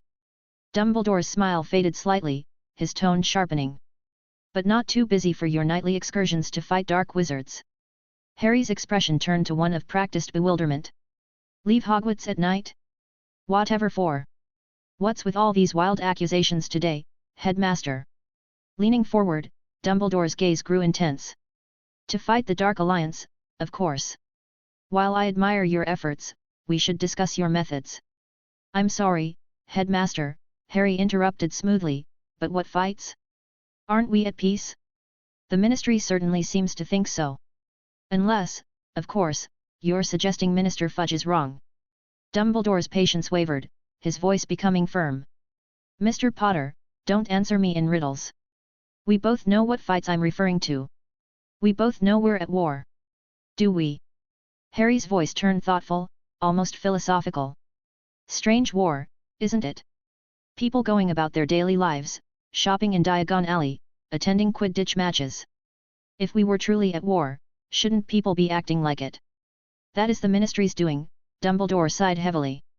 There's little we can do while Cornelius remains in denial. Little we can do. Harry's tone sharpened. The same way you couldn't do anything about Umbridge until you decided to act? Funny how quickly that situation resolved itself once you finally intervened. Dumbledore's expression softened, though his voice carried a hint of steel. I am not as great as people think I am, Harry. And you're not as helpless as you pretend to be, Harry countered, his tone cutting. We both know you could force the Ministry to acknowledge Voldemort's return if you really wanted to. But you don't. Your inaction is a choice, Headmaster, a calculated one. Part of some greater plan, isn't it? Dumbledore stared at Harry for a long moment, his piercing blue eyes searching for something beneath the younger wizard's calm exterior. Finally, he leaned back in his chair, his expression shifting from stern to weary. Let's move on. You don't need to confirm that you're the one disrupting Voldemort's plans. I know it's you, Sirius, and perhaps someone else. I want you to stop. Again with the accusations, Harry said lightly, shrugging. I reject them, of course. But just to satisfy my curiosity, why should these people, whoever they are, stop? You said yourself they're doing good work more than some others are doing. Because their methods are too harsh, Dumbledore replied, his voice firm. Many of those they've killed were merely misguided. They deserved a chance at redemption. Ah, yes, Harry said thoughtfully, leaning back in his chair. Second chances. A luxury of peacetime, wouldn't you say? The Muggles learn through their wars that such mercy often comes at too high a price. This is not the Muggle world, Mr. Potter, Dumbledore countered, his voice tinged with exasperation. Our community is small. We don't have the numbers the Muggles do. We can't afford to lose old families. Interesting perspective, Harry replied, his tone turning cold and cutting. Did you not fight your way through the last war with those same principles, Headmaster? Let's review what happened then. You succeeded in saving the Dark families with your mercy and second chances. But what about the Light families? The Bones? The Pruitts? And so many others? Maybe you should teach Voldemort your principles so he can give second chances to the Light families too. Maybe they can turn dark and save their lives. Silence fell across the room. Even the portraits, usually quick to mutter their opinions, seemed to hold their breath. You've been influenced badly by the Muggle world, Dumbledore said at last, his voice heavy with disappointment. Thanks to you, actually, Harry replied cheerfully, his tone sharp with irony. If you hadn't orchestrated my placement with the Dursleys, I might never have learned to look beyond our insular magical society. I might have ended up believing, as some do, that their way is the only right way. Dumbledore's voice was soft but unyielding. You are very dangerous, Mr. Potter. Your ideas are dangerous for the wizarding world. Harry leaned forward slightly, his gaze locked with the headmaster's. His tone was calm but challenging. What are you going to do about it? The temperature in the room seemed to drop as the two wizards stared at each other, neither willing to back down. For a moment, the silence was deafening, thick with unspoken tension. Then Dumbledore acted. The old wizard's magic flared, washing over the room with impressive force, even in his weakened state. It was like the harsh rays of summer sunshine turned oppressive, pressing down on Harry with undeniable power. But Harry didn't flinch. Instead, his own magic rose to meet the challenge, a storm waiting to break. The pressure in the room built rapidly, two immense forces colliding in an invisible battle. Then, almost casually, Harry's magic surged forward and simply overwhelmed Dumbledore's. The headmaster's eyes widened in surprise as his attempt to assert dominance was swept away effortlessly. Harry's power crashed through Dumbledore's magic like a tsunami through a fragile sand castle. Crackling energy filled the room, sending silver instruments spinning and papers flying. The very air vibrated with raw, uncontained power. Harry's lips curled into a faint smile. The destruction of the headmaster's office is happening earlier than the canon, he thought, amused by his unintentional move. But it's not unwelcome. After allowing his display of power to linger for a moment longer, Harry pulled his magic back, the energy in the room dissipating as quickly as it had come. The office was left in disarray, spinning instruments clattered to a stop, scattered papers floated back to the ground, and the portraits muttered nervously. I seem to have underestimated you, Dumbledore said quietly. You are stronger than me. What will you do next? Will you kill me now, for my part in your childhood suffering? Harry's smile faded, his expression hardening into one of cold resolve. No. I've long since moved past that. In fact, I gained a lot from those experiences. I learned the importance of power early in life. I gained the perspective and resilience that helped me grow and led me to my present family. For that, I thank you. Dumbledore's shoulders sagged slightly, his expression one of quiet resignation. There is nothing I can say to that. But if you can forgive me, then perhaps, you could extend that forgiveness to your parents? They truly wish to reconnect with you. Are you trying to clear your conscience before your next great adventure, Headmaster? Harry's voice was razor-sharp, cutting through Dumbledore's words. The older wizard's eyes widened slightly. What do you mean? Harry's tone turned icy. There's no need to hide, Headmaster. You know who my teacher is, Lord Black. I recognized the curse on your hand the moment I saw you. The day you confronted Umbridge. I know you don't have much time left. Why do you think I'm not angry at you? I feel you've already been punished for your actions. For the first time, Dumbledore looked genuinely shaken. His usual calm faltered as he processed Harry's words. It seems there's no use hiding from you. I cannot win against you. But will you at least consider being less aggressive in your methods? Harry rose from his chair, straightening his robes with a calm, deliberate motion. Goodbye, Headmaster. This was an enlightening conversation, but I have classes to attend. He paused at the door, glancing back over his shoulder. This isn't your war anymore. It belongs to my generation now, and we'll fight it our way. His lips curled into a faint, knowing smile. Though of course, I'm just a dedicated student focused on his newts. What would I know about fighting wars? The door clicked shut behind him, leaving Dumbledore alone in his chaotic office. The room was still, save for the faint hum of whirring instruments and the quiet murmurs of the portraits. Dumbledore stared at the disarray surrounding him, his mind turning over the conversation. He couldn't help but wonder when exactly he had lost control not just of this exchange, but perhaps of the war itself. Chapter 333, Shadows and Consequences. As Harry descended the spiral staircase from Dumbledore's office, the initial satisfaction of outmaneuvering the old wizard began to ebb, replaced by a sharp and growing concern. Replaying the events of the previous night and his conversation with Dumbledore, a troubling realization surfaced: he had made a critical error. If Dumbledore had pieced together his identity this quickly, Voldemort wouldn't be far behind. The Thunderbird Patronus had been too distinctive, too obvious a signature. He should have gone as himself, Harry Potter, instead of hiding behind the mask of a vigilante. That way, even with the same Patronus, no one could have connected him to the other vigilante activities. Any fallout from his actions at Azkaban would have been his burden alone. But now? Now Sirius was in danger. The link was glaringly obvious. If Harry was one of the masked vigilantes, it was only logical that Sirius would be suspected as another.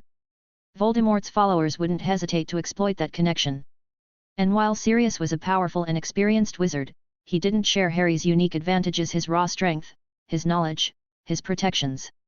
The thought of his family becoming targets because of his oversight made Harry's stomach churn with guilt. He had taken on this war to protect those he cared about, but now his own choices had painted a target on their back. Within the hour, Harry was at Black Castle, holding an emergency meeting with Sirius and Arcturus in the latter's study. The room was dim, the curtains drawn, and the air heavy with tension as the three wizards gathered around a broad oak table. "We need to lie low," Harry said bluntly, his tone firm and decisive. "No more vigilante operations for either of us. The risk is too high now."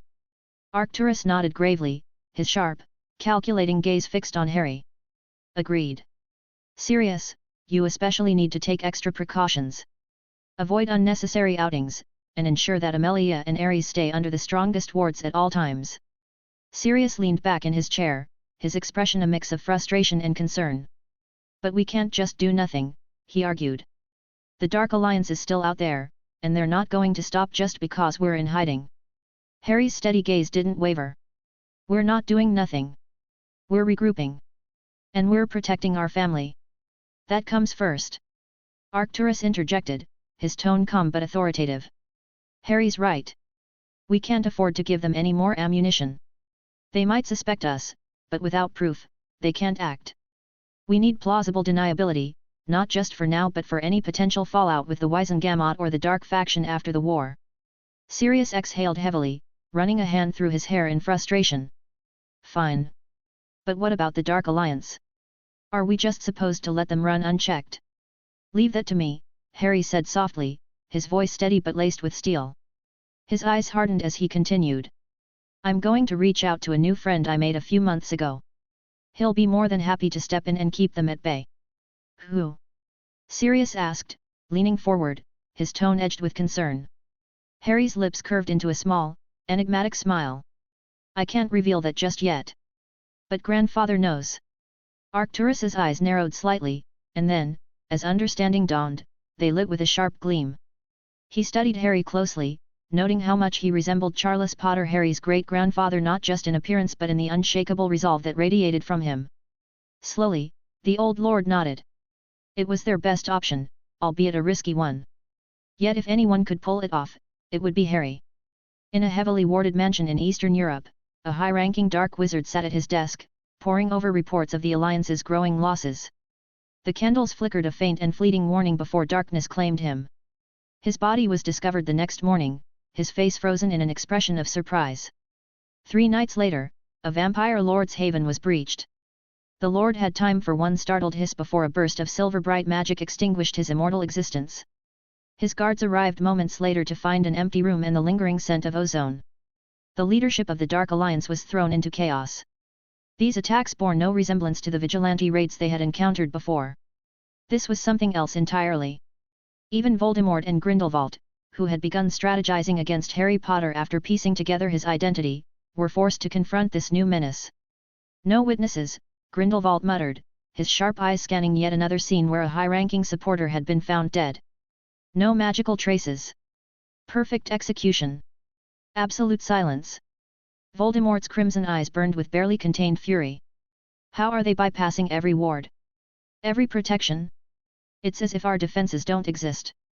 The attacks sent waves of fear through their ranks. Followers who once moved with confidence now jumped at every shadow. No one dared to be alone, yet even crowds offered no safety. Protective wards were strengthened, guards doubled, but nothing stopped the invisible threat. All the while, Harry pressed forward with his silent campaign, wielding the bound cloak's power to move undetected. Every target yielded critical intelligence on hidden bases, leaders, and operations. With each revelation, Harry struck with surgical precision, dismantling the alliance piece by piece. He left no trace, offered no glimpse of himself, and showed no mercy to the most dangerous offenders. Harry's campaign wasn't entirely without compassion. While he ruthlessly dismantled the Dark Alliance's leadership, he avoided targeting newer or weaker members. From the information he gathered during his attacks, he could distinguish between the most brutal and those coerced into service. The latter were given a second chance for now. But Harry was clear in his mind, if they faced him in open battle, they would not be spared. It was better for them to flee before that day came. One night, Harry infiltrated a small outpost where a group of young wizards, barely out of school, were stationed. They were nervous, their conversations laced with fear and doubt. Harry listened from the shadows, his presence undetected, as they whispered among themselves. "I didn't sign up for this," one of them murmured, his hands trembling as he gripped his wand. "I just wanted to protect my family. They threatened my sister." "We all did," another replied, their voice cracking under the weight of their fear. "But now we're trapped. The Dark Lord will kill us if we run, and this Shadow Killer will find us if we stay." Harry's expression softened, though he didn't reveal himself. These weren't hardened killers or devoted followers. They were frightened children, caught in the gears of a war they hadn't chosen. Quietly, he slipped closer, leaving a single note on the table in elegant, unmistakable script. "Leave now. This is your only warning." By the next morning, the outpost was deserted. The young wizards had fled, their fear of the unseen assassin outweighing even their terror of Voldemort. They knew their lives were forfeit if they stayed, and hiding from Voldemort seemed a better gamble than waiting for the shadowy force that had already decimated their ranks. Harry allowed himself a faint smile when the reports reached him. Not all battles had to end in bloodshed, at least, not yet. As the Dark Alliance scrambled to protect its remaining leadership, all offensive activities ground to a halt. What had once felt like a triumph unmasking Harry Potter as a vigilante now seemed hollow. This new threat was far more terrifying than the masked warriors who had fought them openly. "It's like fighting smoke," one shaken survivor muttered. "You can't strike what you can't see, can't sense, can't stop." The remaining members of the Dark Alliance began longing for the days of the masked vigilantes. At least then, their enemies had been visible. They could mount defenses, create counter-strategies. Now, every flicker of movement, every whisper of wind sent chills down their spines. Death could descend at any moment, silent and inevitable. Unbeknownst to them, those earlier skirmishes had been Harry's training grounds. They had been opportunities to sharpen his skills, learn his enemies' patterns, and study their weaknesses. Back then, he had fought on nearly equal terms, giving them the illusion of balance. But once his family was endangered, everything changed. The sporting Harry was gone, replaced by a shadowy, merciless force. No warnings, no compromises, only silent, precise strikes that left no room for retaliation or escape. His campaign served multiple purposes. Each fallen leader crippled the Dark Alliance's ability to coordinate, recruit, and strategize. Their focus shifted from planning offensives to safeguarding themselves, sapping their resources and morale. Every new layer of security they implemented was a layer they couldn't spare for attacks. Most crucially, Harry's methods diverted suspicion from his loved ones. While the Dark Alliance might suspect his involvement in the earlier vigilante raids, this Shadow Killer was clearly someone or something else. The stark difference in tactics and approach obscured the connection, leaving his enemies confused and paralyzed with fear. For Harry, it was a war of attrition. The Dark Alliance was learning the hardest lesson of all: not every enemy could be fought openly, and some shadows couldn't be driven away. For the truly guilty, death came silently, and when it did, it was final. Chapter 334, Face to Face with the Old Dark Lord. Time passed quietly for Harry at Hogwarts, at least on the surface. He balanced his responsibilities as head boy, helped his friends prepare for their newts, and still managed to slip in time for activities beyond the school.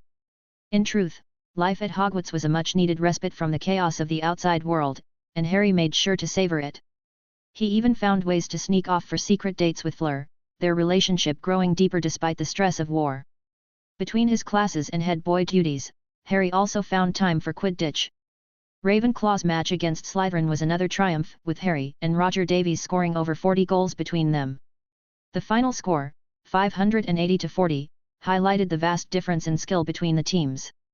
With only one match left, Ravenclaw versus Gryffindor, the coveted Quidditch Cup was almost within reach. While Harry's school life thrived, filled with Quidditch, studies, and a touch of romance, the Dark Alliance knew no such peace.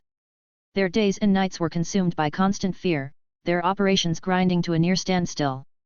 Recruiting new allies had become impossible, their focus had shifted to preventing defections.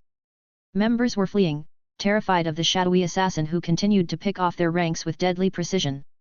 For his part, Harry refused to take any more chances. Aware of his own vulnerability to mistakes, he doubled down on efficiency and precision. Whenever he uncovered the location of a new hideout, he scouted every inch, identified the key leaders, and eliminated them before they could regroup, leaving Voldemort no time to rebuild his forces. During one of these covert raids, Harry stumbled upon a game-changing piece of intelligence, the exact location of Grindelwald's hideout. The discovery was stunning, and Harry immediately understood its significance.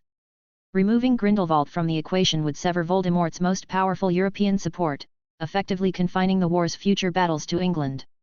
He spent days verifying the information through careful interrogations, ensuring its accuracy before planning his next move. Nestled high in the Austrian mountains, Grindelwald's fortress loomed, an ancient castle steeped in layers of dark magic. Its towering spires and shadowy halls radiated a palpable sense of menace. Harry spent several days carefully observing the stronghold, watching the patterns of those who entered and left, and methodically mapping its defenses. His observations confirmed that Grindelwald was indeed inside. But something nagged at Harry. Certain details seemed almost too simple, as if designed to lure him into a trap. Despite his suspicions, Harry couldn't pass up this rare opportunity. If he could remove Grindelwald, Voldemort's European network would collapse like a house of cards. With that thought, Harry steeled himself. This would not be a quick or easy mission, but the potential payoff was too great to ignore. Under the cover of darkness, Harry infiltrated the hideout. The wards, formidable though they were, proved no match for his meticulous preparation and the power of Death's cloak. The corridors were eerily silent as he moved with precision, his destination clear, Grindelwald's chambers. Inside, the old dark wizard sat in an armchair, engrossed in a book by candlelight. Harry didn't hesitate. With a flick of his wand, a silent cutting curse sliced through the air. The spell connected, and the world exploded in red. Paint rained down from spelled containers hidden in the ceiling, drenching Harry's invisible form and revealing him in vivid crimson.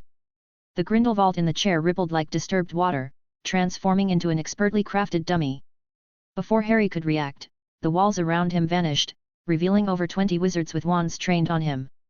Their expressions were a mix of triumph and menace as they stared at the figure in the center of the room, now vividly marked in red. They had been waiting for him all along. At last, a cold, resonant voice announced from among the gathered wizards. The real Grindelwald stepped forward, his sharp eyes gleaming with satisfaction. The Shadow Killer reveals himself. Without hesitation, a barrage of spells erupted from every direction, converging on Harry's brightly marked form. The room shook with the sheer force of the onslaught. When the dust and smoke cleared, nothing remained of the target except for a shattered dummy coated in red paint. Grindelwald's triumphant expression twisted into fury. "A decoy!" he snarled, his gaze darting around the room. "Then where?" "Looking for me." Harry's voice cut through the chaos, calm but with an edge sharp enough to make several wizards step back. He stood in the doorway, twin wands raised, his personal wand and the Elder Wand, both gleaming in the flickering torchlight. The red paint dripping from the ceiling had rendered his invisibility useless, but Harry's posture suggested he wouldn't need it. The gathered wizards froze, their eyes widening in shock and recognition. The blue-eyed wizard from the graveyard. The one who had turned Voldemort's inner circle to ash. Harry seized the moment of hesitation and attacked. His first spell, chain-blasting curses and bone breakers in rapid succession, caught 3 wizards before they could even raise their shields. His second volley struck down 2 more who were still processing what they were seeing. The room erupted into chaos. Spells crisscrossed the air in lethal streams of light, illuminating the swirling dust and debris. Harry moved like flowing water through their attacks, his night-enhanced reflexes letting him dodge or deflect spells with fluid precision. Each movement was a seamless blend of offense and defense, a shield charm twisting into a cutting curse, a sidestep transitioning into a killing blow. Surround him! Someone shouted. 5 wizards rushed to flank him, coordinating their attacks to overwhelm him. Harry's response was swift and devastating.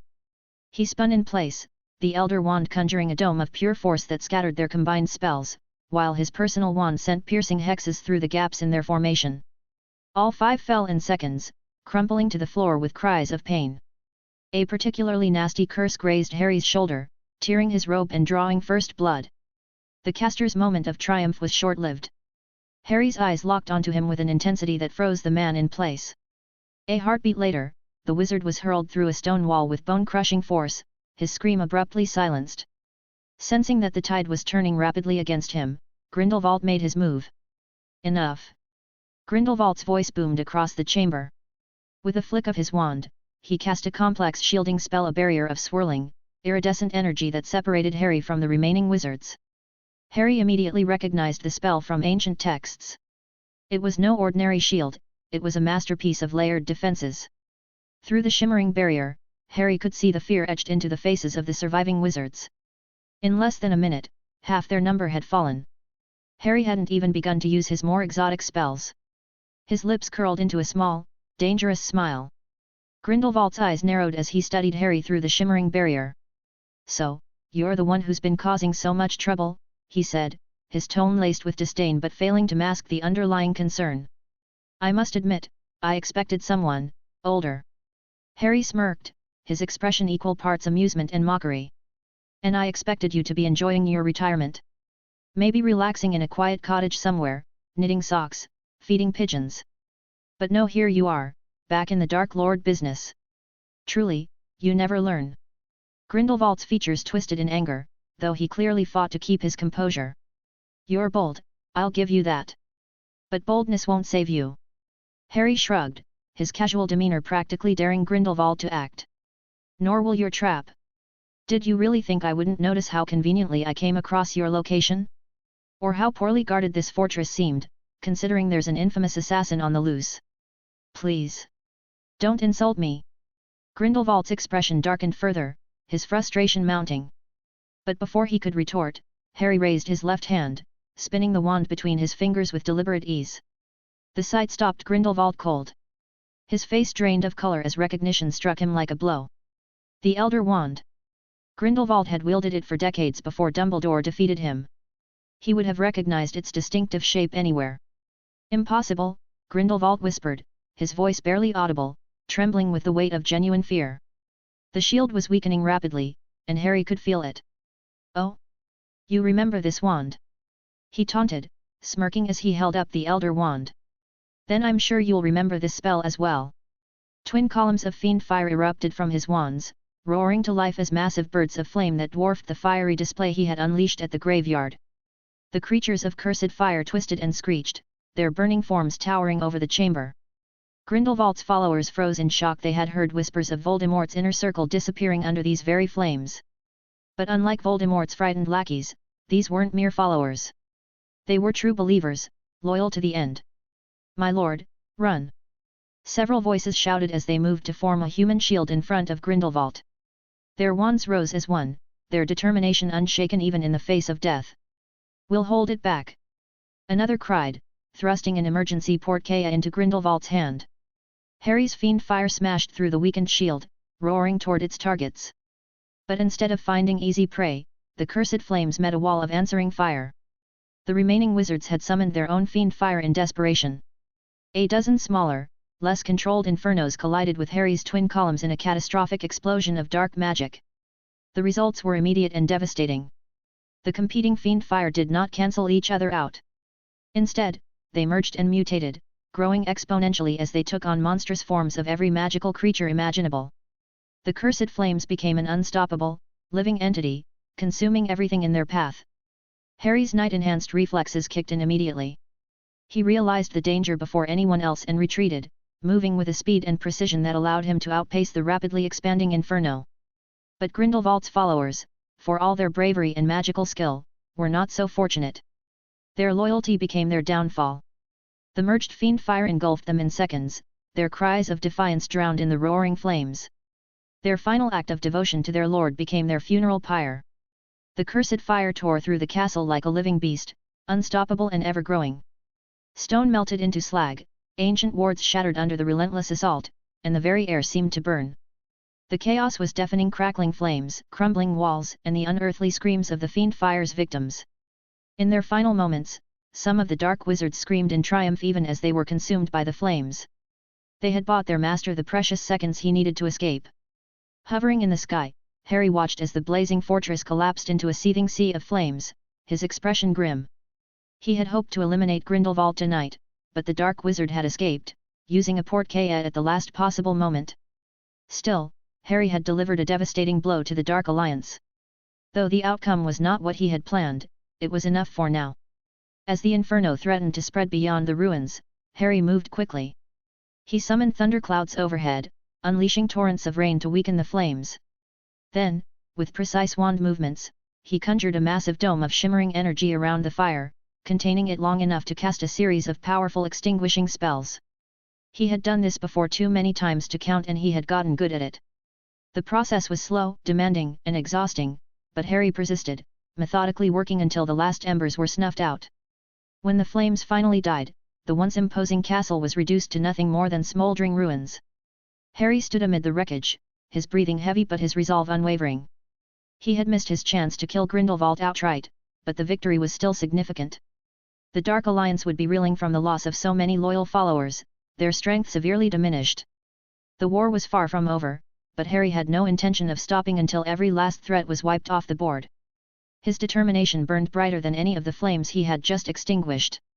With one final glance at the silent, smoke-filled rubble, Harry vanished into the night. Chapter 335, Moments of Light in Dark Times Part 1. In the aftermath of Grindelwald's failed ambush in Austria, the Dark Alliance withdrew to a single, heavily fortified stronghold. Their scattered bases, once easy targets for Harry's silent attacks, were abandoned overnight. When Harry finally uncovered their new location after weeks of meticulous intelligence gathering, he realized they had learned from their previous mistakes. The compound bristled with specialized wards designed to repel or reveal any invisible intruder.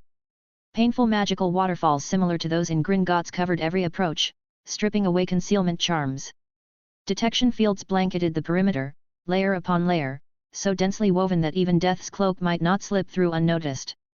"They've gone to ground," Arcturus observed grimly during one of their private meetings. "My sources say Voldemort's temper is worse than ever. He's blaming his own followers for their failures and now demands absolute secrecy. He keeps ranting about some weapon or prophecy that will let him end this game of shadows once and for all." Harry only discussed these developments with Arcturus. The rest of his vigilante team remained in the dark. Even if it meant breaking his promise of transparency, Harry preferred to shield them from the full weight of what he was planning. He didn't want them to worry or to interfere. He knew exactly what Voldemort was seeking, the prophecy that bound their fates together. Voldemort's obsession with it made his next move predictable, and Harry intended to use that to his advantage. "Let him chase after it," Harry said quietly, his tone cold and resolute. "The Department of Mysteries is his next target. When he makes his move on the Ministry, I'll be ready. This war ends this year." Arcturus studied Harry carefully, his sharp gaze flickering with concern. "How confident are you about this plan?" Harry met his eyes without hesitation. "Confident enough. No more playing around. It's time to end this war before it spills out into the open." The old man nodded slowly, though the tension in his features didn't fade. He knew Harry wasn't just making a statement, he was declaring an intent to bring the conflict to its conclusion, one way or another. With the Dark Alliance barricaded and inactive for the time being, Harry found himself with an unusual luxury, free time. The abrupt return to a normal Hogwarts routine felt strangely refreshing after so many nights spent hunting dark wizards. He threw himself into his duties as head boy, organizing study plans for Newts, helping classmates with their questions, and even managing to sneak in a few secret dates with Fleur. As June approached, both professors and seventh-year students seemed to kick into overdrive. The library became a hub of anxious energy, packed with study groups flipping through textbooks and frantically scribbling notes. The corridors buzzed with whispered discussions about exams, punctuated by laughter and the occasional groan of despair. Stress levels skyrocketed, fueled by endless cups of tea. Even Snape's glares seemed sharper than usual, his scathing comments taking on new levels of ferocity. Still, some students secretly admitted that surviving one of his biting remarks felt like a badge of honor. Before the final stretch of Newt preparation could begin, one event captured the school's undivided attention, the Quidditch Cup final between Ravenclaw and Gryffindor. The castle practically vibrated with anticipation, the air thick with friendly rivalry. Ravenclaw's disciplined, methodical gameplay, led by Harry and Roger Davies, was set to face off against Gryffindor's explosive offense, driven by Angelina Johnson, Alicia Spinnet, Charles Potter, the Weasley twins, and Ginny Weasley. Betting pools popped up in quiet corners of the Great Hall, students eagerly wagering on everything from the final score to which player would score first. Even the professors struggled to maintain an air of neutrality. McGonagall's sharp glances at anyone slacking off in class betrayed her support for Gryffindor, while Flitwick's enthusiastic discussions about Ravenclaw's strategic formations hinted at his own bias. The match promised to be one for the ages, and the entire school seemed united in one thing: excitement for the showdown that would decide the year's Quidditch champion. The morning of the match dawned bright and clear, perfect conditions for Quidditch. As the team stepped onto the pitch, a roar of excitement erupted from the stands, which were packed with students proudly waving red and gold or blue and bronze banners. Madame Hooch stood at the ready to oversee the match, her sharp eyes scanning the field for any fouls, while Lee Jordan and Luna Lovegood took their places in the announcer's booth. "Welcome to the Quidditch Cup final." Lee's voice boomed. "Gryffindor versus Ravenclaw in what's guaranteed to be one for the history books." "Indeed," Luna added dreamily. "I heard the snitch has been practicing its evasive maneuvers with the Rackspurts. This should be interesting." As Madame Hooch blew the whistle, the quaffle soared skyward, and the match began. Gryffindor's Angelina snatched the quaffle first, weaving around defenders with help from Alicia and Charles. Ron guarded the Gryffindor goalposts, and on the Ravenclaw side, Cho Chang hovered at the edge of the pitch, scanning for the snitch. For the first 10 minutes, the score remained locked at 0-0. Ron, playing what was undoubtedly his best game of the season, blocked every shot Ravenclaw's offense threw his way. Meanwhile, Fred and George Weasley launched bludgeons with relentless accuracy, forcing Roger Davies and Michael Roberts to pull back from their usual aggressive plays to avoid being unseated. On the Ravenclaw side, Harry had taken an unusually defensive position, flying back to assist his keeper in fending off Angelina and Alicia's unyielding attacks. "Neither side's letting up," Lee shouted over the din. An unusual approach from the elder Potter. "He's focusing on defense rather than leading Ravenclaw's charge." Luna chimed in, her voice calm despite the tension on the field. "He's behaving rather like a defensive Nargle, protecting his territory with care. Very clever, especially with blibbering humdingers being so active today." Lee chuckled, unable to resist Luna's whimsical commentary. "Blibbering humdingers, Luna? Are they helping or hindering?" "Oh, they're neutral observers," Luna replied serenely. "But they do enjoy a good dive." Despite their efforts, neither team managed to break the stalemate. Both sides seemed evenly matched, with incredible saves and defensive maneuvers keeping the scoreboard empty. During a brief lull in the action, Harry flew close enough to mutter, "Time to shake things up." Roger nodded with a mischievous grin. Chapter 336, Moments of Light in Dark Times Part 2. What followed was a master class in psychological warfare. Harry knew Ron's strengths and weaknesses clearly. Ron was a solid keeper when he was in the zone, but once his nerves kicked in, his performance could unravel spectacularly. Harry began an elaborate intimidation campaign, repeatedly charging toward the Gryffindor goals with controlled aggression. Even without the quaffle, his presence was enough to make Ron flinch. Each time Harry barreled toward him, Ron's eyes would widen slightly before Harry veered away at the last possible moment, leaving the young keeper visibly rattled. "Potter's doing something rather interesting," Luna observed dreamily. "It's like watching a Rackspurt dance. Very pretty, but slightly confusing." "If by interesting you mean driving Ron mental, then yes," Lee added enthusiastically. "I haven't seen someone this rattled since the Cannon's last match." Harry had chosen not to rely on his superhuman reflexes or strength for this match. With friends on the opposing team, it wouldn't be fair to tilt the game so heavily in Ravenclaw's favor. Instead, he relied on strategy and teamwork to keep the match competitive. The pressure began telling on Ron. His movements became increasingly jerky, his eyes darting nervously between Harry and the other players. The brief lapse in Ravenclaw's defense gave Gryffindor their opening, though Charles and Alicia executed a perfect Porskov ploy to score. 10-0 to Gryffindor. Lee Jordan shouted excitedly. "Finally, someone's broken the deadlock." And look at Ron's face, he's grinning like he's just won the Quidditch World Cup. Luna Lovegood tilted her head thoughtfully. I think he's just relieved the quaffle didn't turn into a Cornish pixie. That happened once during a match in 1892. It caused quite the ruckus. Lee blinked, caught off guard. Wait, what? Luna, are you making this up? Oh no, Luna replied earnestly. It's in Quidditch through the ages.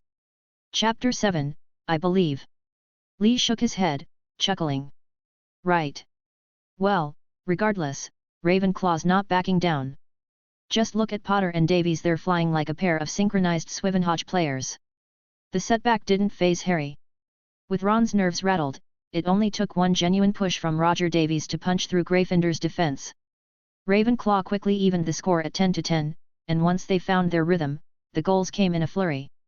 Harry and Roger wove through Gryffindor's formation with precision, their movements in perfect harmony. Ravenclaw leaps ahead.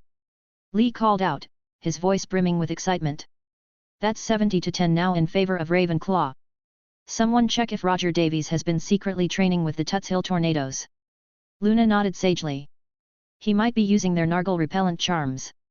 They're excellent for maintaining focus. Lee snorted. Nargle repellent charms? Luna, I think that's just called raw talent. Despite the growing score gap, Gryffindor refused to give in. Angelina Johnson, Alicia Spinnet, and Charles Potter pushed hard for every opportunity to score, while Fred and George Weasley launched bludgeons with relentless precision, forcing Ravenclaw to stay sharp. As the match wore on, Ravenclaw's dominance became clear. Harry and Roger's relentless attacks, coupled with their strong defensive maneuvers, kept Gryffindor struggling to keep pace. The scoreboard steadily climbed, 150-30 in favor of Ravenclaw. Gryffindor was running out of time, and the pressure was mounting with every passing second. Then, the Seekers spotted the snitch. Ginny and Cho shot into action, their brooms cutting through the air like streaks of lightning as they raced toward the elusive golden ball. Harry, ever the strategist, considered intervening to disrupt Ginny's rhythm, just as he had done with Cedric in Ravenclaw's match against Hufflepuff. But Gryffindor was ready for him. Fred, George, Angelina, and Alicia surrounded Harry in a tight formation, their grins wide and their brooms steady. Not this time, Potter, Angelina said with a smirk. This one's between the Seekers. Harry chuckled, raising his hands in mock surrender. Fair enough. This one decides the match. Good luck. With Harry effectively boxed in, all eyes turned to Ginny and Cho. The two Seekers streaked across the pitch in a heart-pounding duel, neither willing to yield an inch. Their brooms seemed to blur as they looped, twisted, and spiraled around each other, their focus razor-sharp. Ginny's got the inside track. No, wait, Cho Chang's pulling something out of the bag, some kind of spiral dive. Lee's voice was breathless with excitement. That's the move Cedric Diggory used to practice, Luna chimed in contentedly. Lovely form. Though I think the snitch is trying to communicate with the blibbering humdingers. Lee groaned. Luna, I'm trying to focus here. Inches from the ground, Cho executed a flawless twist, pulling aside at the last second and extending her arm. A moment later, her fist shot into the air, the struggling snitch clasped tightly in her hand. The Ravenclaw stands erupted in cheers, quickly joined by applause from the rest of the school. Ravenclaw wins! Lee shouted. Final score, 310-30.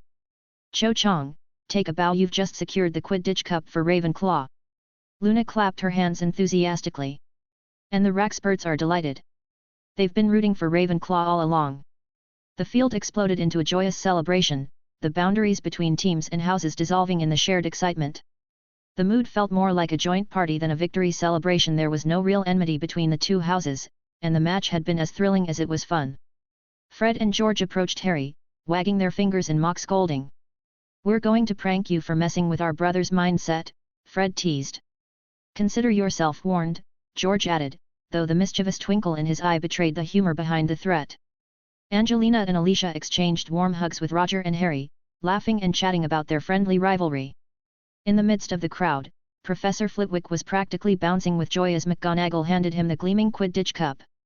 Roger Davies raised the trophy high above his head, and the Ravenclaw cheers grew deafening. Harry stood back, grinning as he watched the celebration. He had kept his promise to Roger, and Ravenclaw had won the Quidditch Cup. As the celebrations continued on the Quidditch pitch, Harry's sharp eyes caught sight of the golden trio, now more of a golden quintet, with Neville and Ginny heading toward Hagrid's hut. He had a good idea what they were up to, visiting Hagrid's half-brother, Grop. Harry had already met Grop, albeit in secret.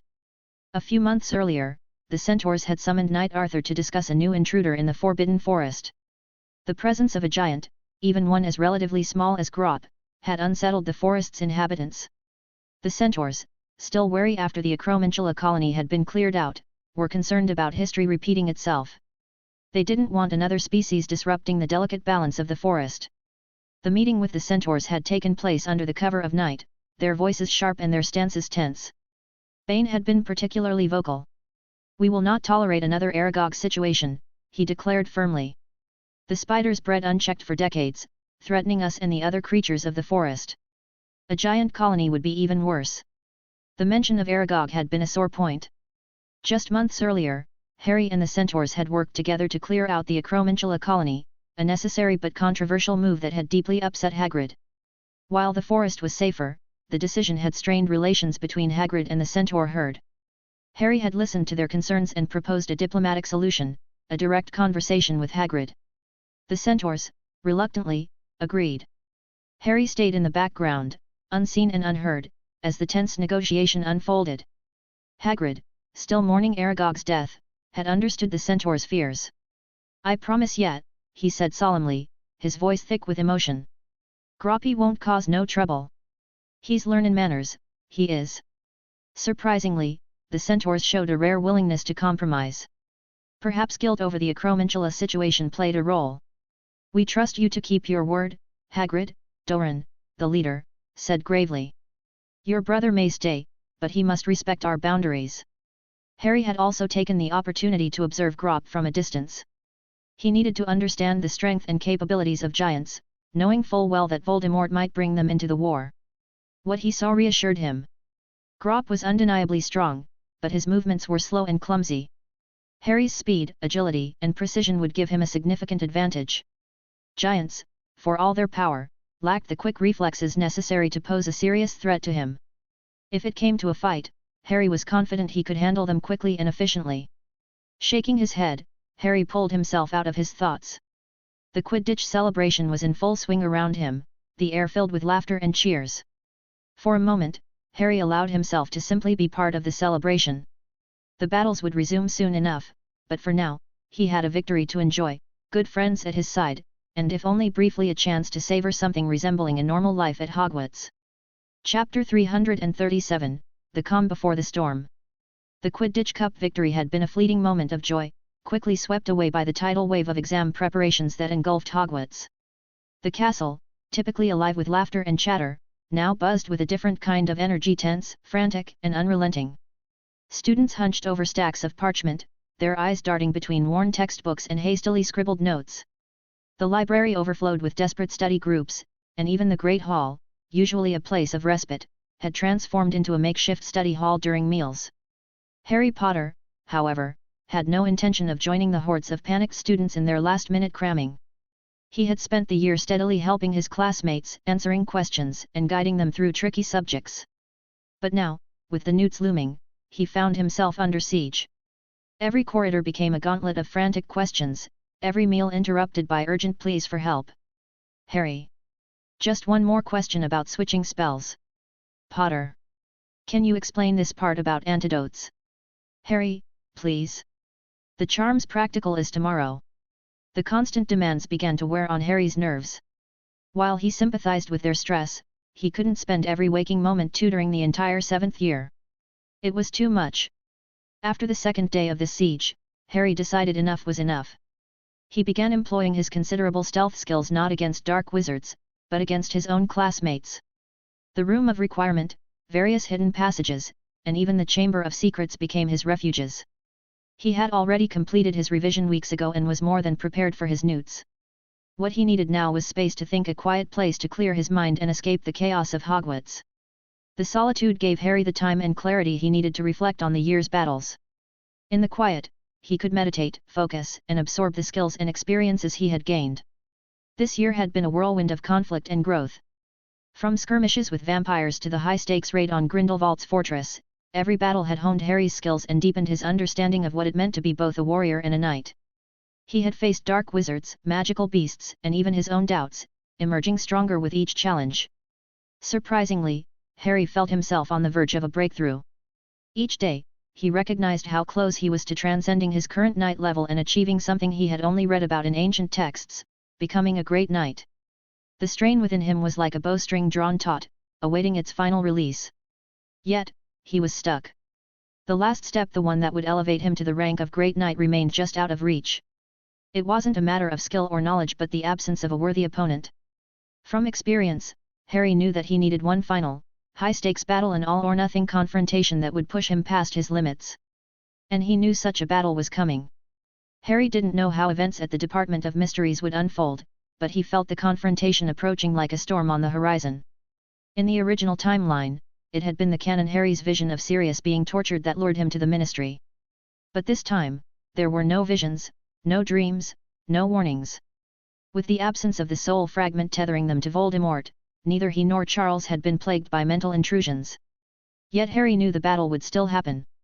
The universe, in its strange way, had a tendency to correct itself, ensuring that certain events occurred regardless of the changes made to the timeline.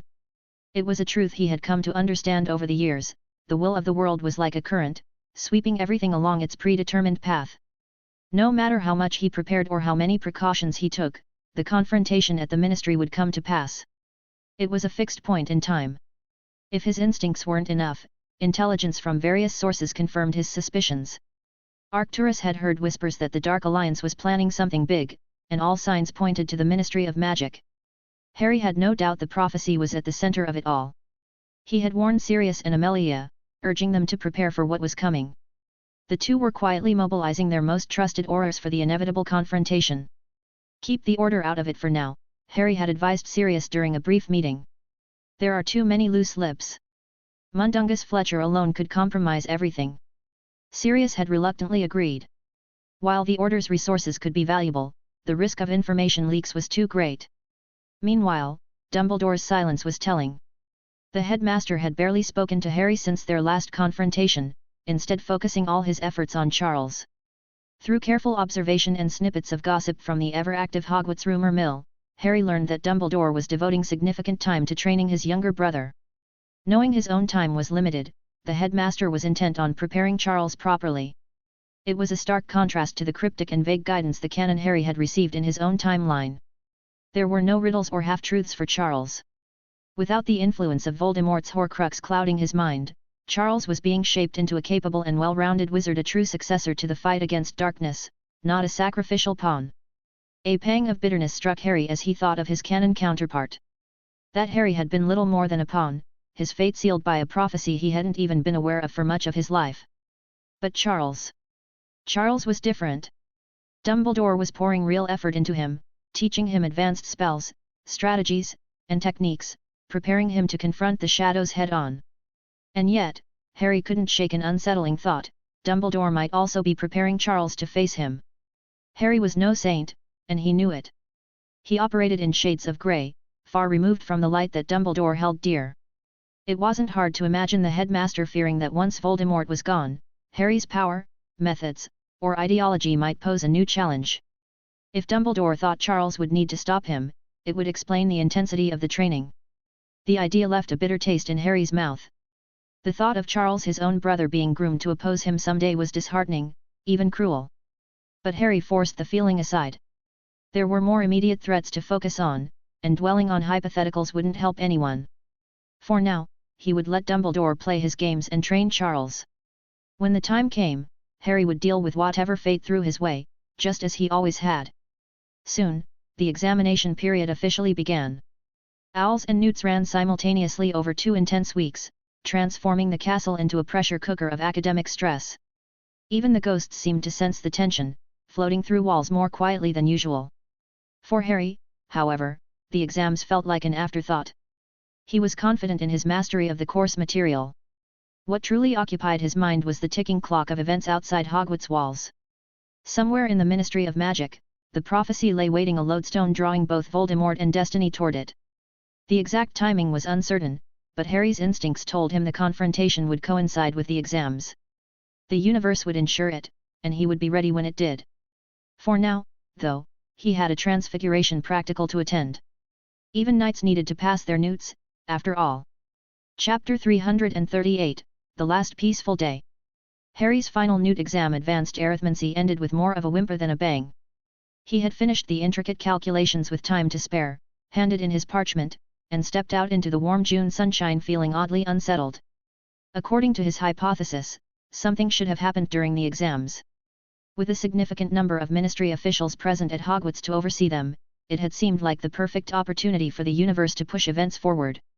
Yet, the days had passed without incident, leaving Harry questioning his assumptions. Perhaps he had been wrong. Maybe the universe wasn't as determined to maintain certain fixed events as he'd believed. Still, one opportunity remained. Charles had his History of Magic Owl tomorrow, the exam during which the original Harry had received Voldemort's false vision. Yet so far, all was peaceful. Stop looking for trouble, Harry muttered to himself, shaking his head. No crisis is a good crisis. With the weight of newts finally lifted, Harry's friends were eager to enjoy their remaining days at Hogwarts. Roger organized an impromptu exploration of the castle's secret passages, while Cedric insisted on one last visit to the kitchens. Meanwhile, the Weasley twins were hard at work planning an elaborate series of farewell pranks that promised to leave the school buzzing long after their departure. "Come on, Harry," Alicia called, waving him over to where their group had gathered by the Black Lake. "We're making a list of all the places we have to visit before we leave." Harry joined them, watching as his friends debated the merits of various Hogwarts locations. The Room of Requirement received multiple votes, though Harry smiled to himself, knowing they'd barely scratched the surface of its capabilities. The Astronomy Tower at midnight made the list, along with the boathouse and even the girls' bathroom corridor from their third year. "Remember when that troll nearly ate us?" Roger laughed, his voice tinged with nostalgia.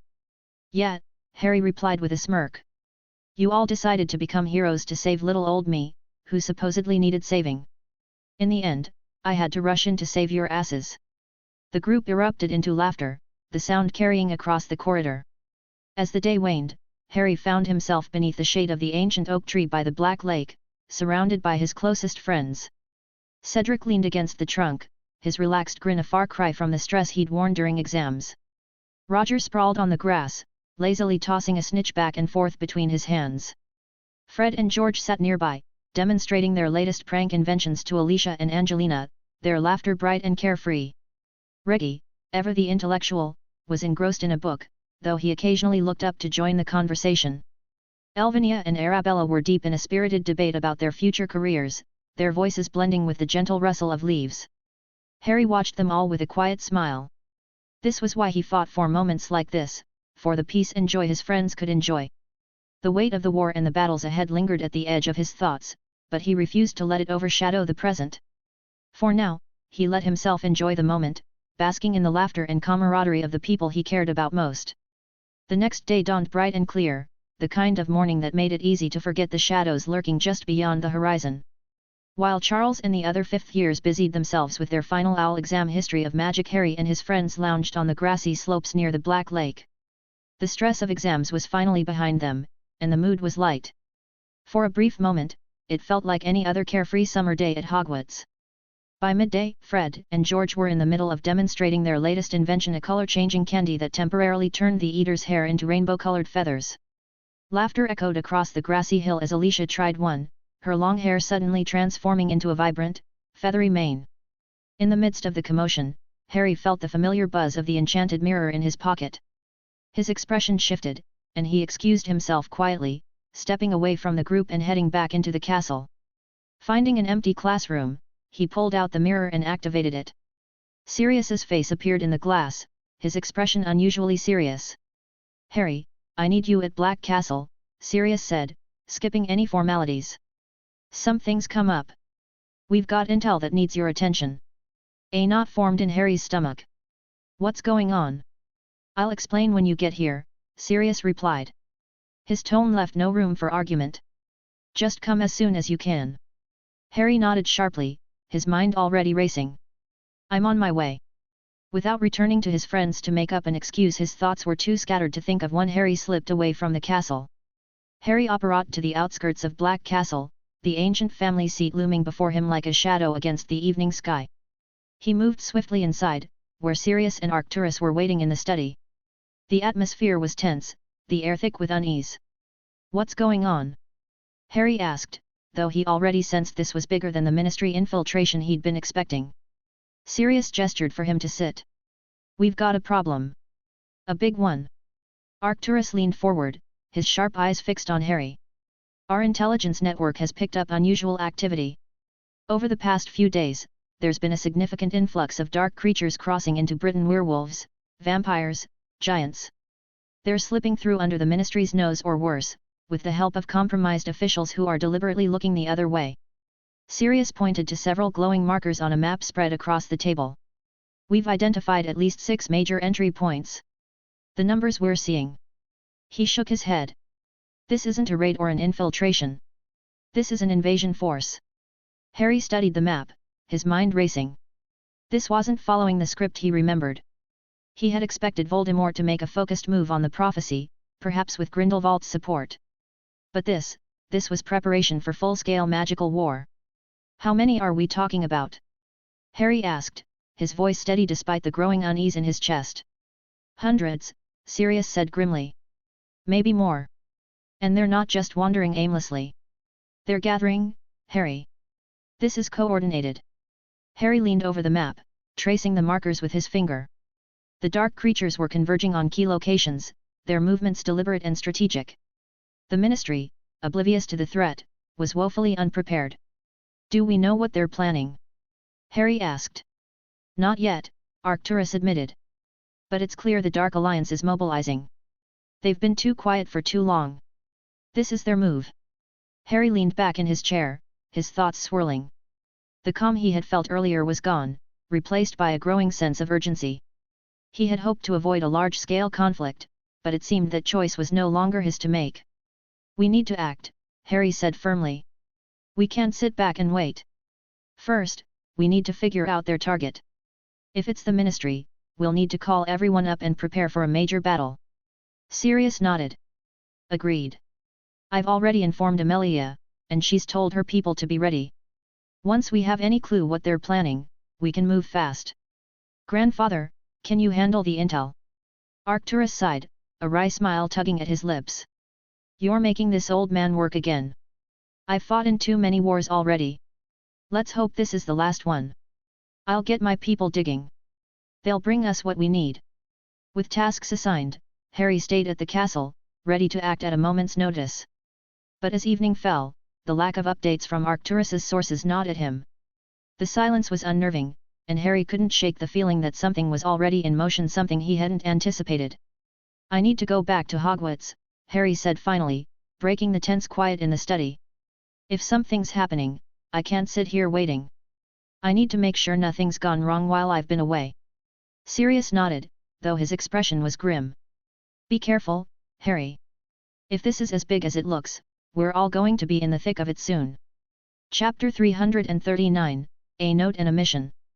Charles stepped out of the History of Magic exam hall, his mind still buzzing with details of goblin rebellions and giant wars. The owls were finally over, and a wave of relief washed over him, though it was tempered by the lingering exhaustion from weeks of studying. He stretched his arms, glancing at his friends, who were already chatting animatedly about their plans for the evening. "That's it," Ron said with a wide grin. "No more exams. We're free." "For now," Hermione countered, though even she couldn't suppress a small smile. "But there's still next year to think about." "Hermione, please," Neville said, shaking his head. "Let us enjoy this moment. We've earned it." Charles chuckled, falling into step with his friends as they made their way down the corridor. The castle felt different now, lighter somehow, as if the weight of the exams had been lifted from its ancient stones. The late afternoon sun streamed through the windows, casting warm golden beams across the floor. For a moment, everything felt normal, peaceful, even. That peace shattered as they rounded a corner. A Slytherin student of 4th year Charles vaguely recognized but couldn't name came barreling around the bend, slamming into Charles with enough force to send them both sprawling. They hit the ground hard, books and parchment scattering everywhere. "Watch it!" Ron snapped, quickly helping Charles to his feet. The Slytherin, however, didn't apologize. He scrambled to his feet, his face pale and his eyes darting nervously around the corridor. Without a word, he turned and bolted, disappearing around the next corner. What was that all about? Ginny asked, frowning as she jogged up to them. She had been looking for Charles and arrived just in time to witness the commotion. Weird, Neville muttered, kneeling to help gather Charles's scattered belongings. Charles dusted himself off, his heart still racing from the sudden collision. That was odd, he said, frowning. He didn't even say anything. Probably just another Slytherin being a git, Ron said with a shrug. Come on, let's just forget about it. Ginny glanced down the corridor where the Slytherin had disappeared, her frown deepening. I don't know. He looked scared. Scared of what? Neville asked, handing Charles his last book. Exactly, Ginny replied softly, her gaze lingering on the empty hallway. Scared of what? They were about to move on when Charles felt something unusual in the pocket of his robes. It wasn't there before he was sure of it. His hand closed around a small, folded piece of parchment, and his stomach dropped. Wait, he said, holding up a hand to stop his friends. There's something here. He pulled out the note, his fingers trembling slightly as he unfolded it. The handwriting was neat but hurried, the ink smudged in places as if the writer had been in a rush. Charles's eyes scanned the words, and his face turned pale. What is it?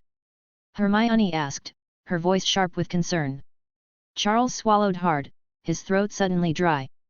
It's about Remus, he said, his voice barely above a whisper. He read the note aloud. If you want to save your godfather, the werewolf Lupin, come to the Prophecy Hall of the Department of Mysteries.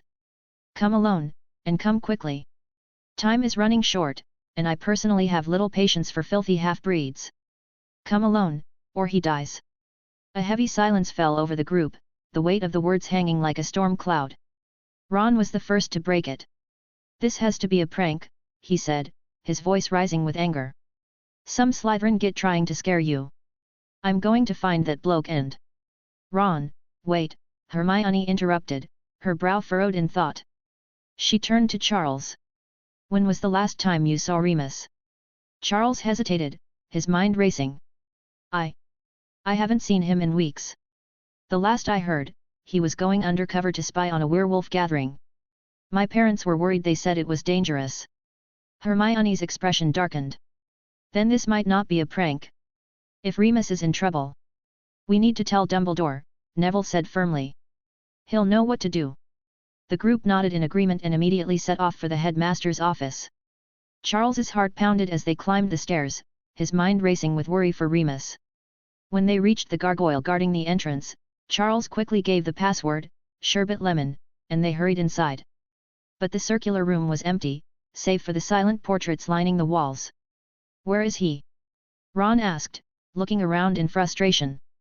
One of the portraits, a stern-looking wizard with a long, flowing beard, cleared his throat.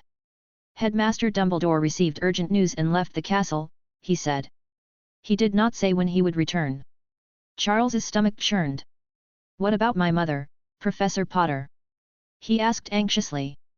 Is she in the school? Can you tell me where she is? The portrait shook his head.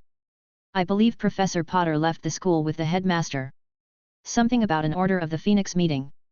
What about Professor McGonagall? Hermione suggested, her voice tight with worry. She accompanied the ministry officials overseeing the exams, the portrait replied. She has not yet returned. Charles clenched his fists, frustration and fear bubbling up inside him. What do we do now?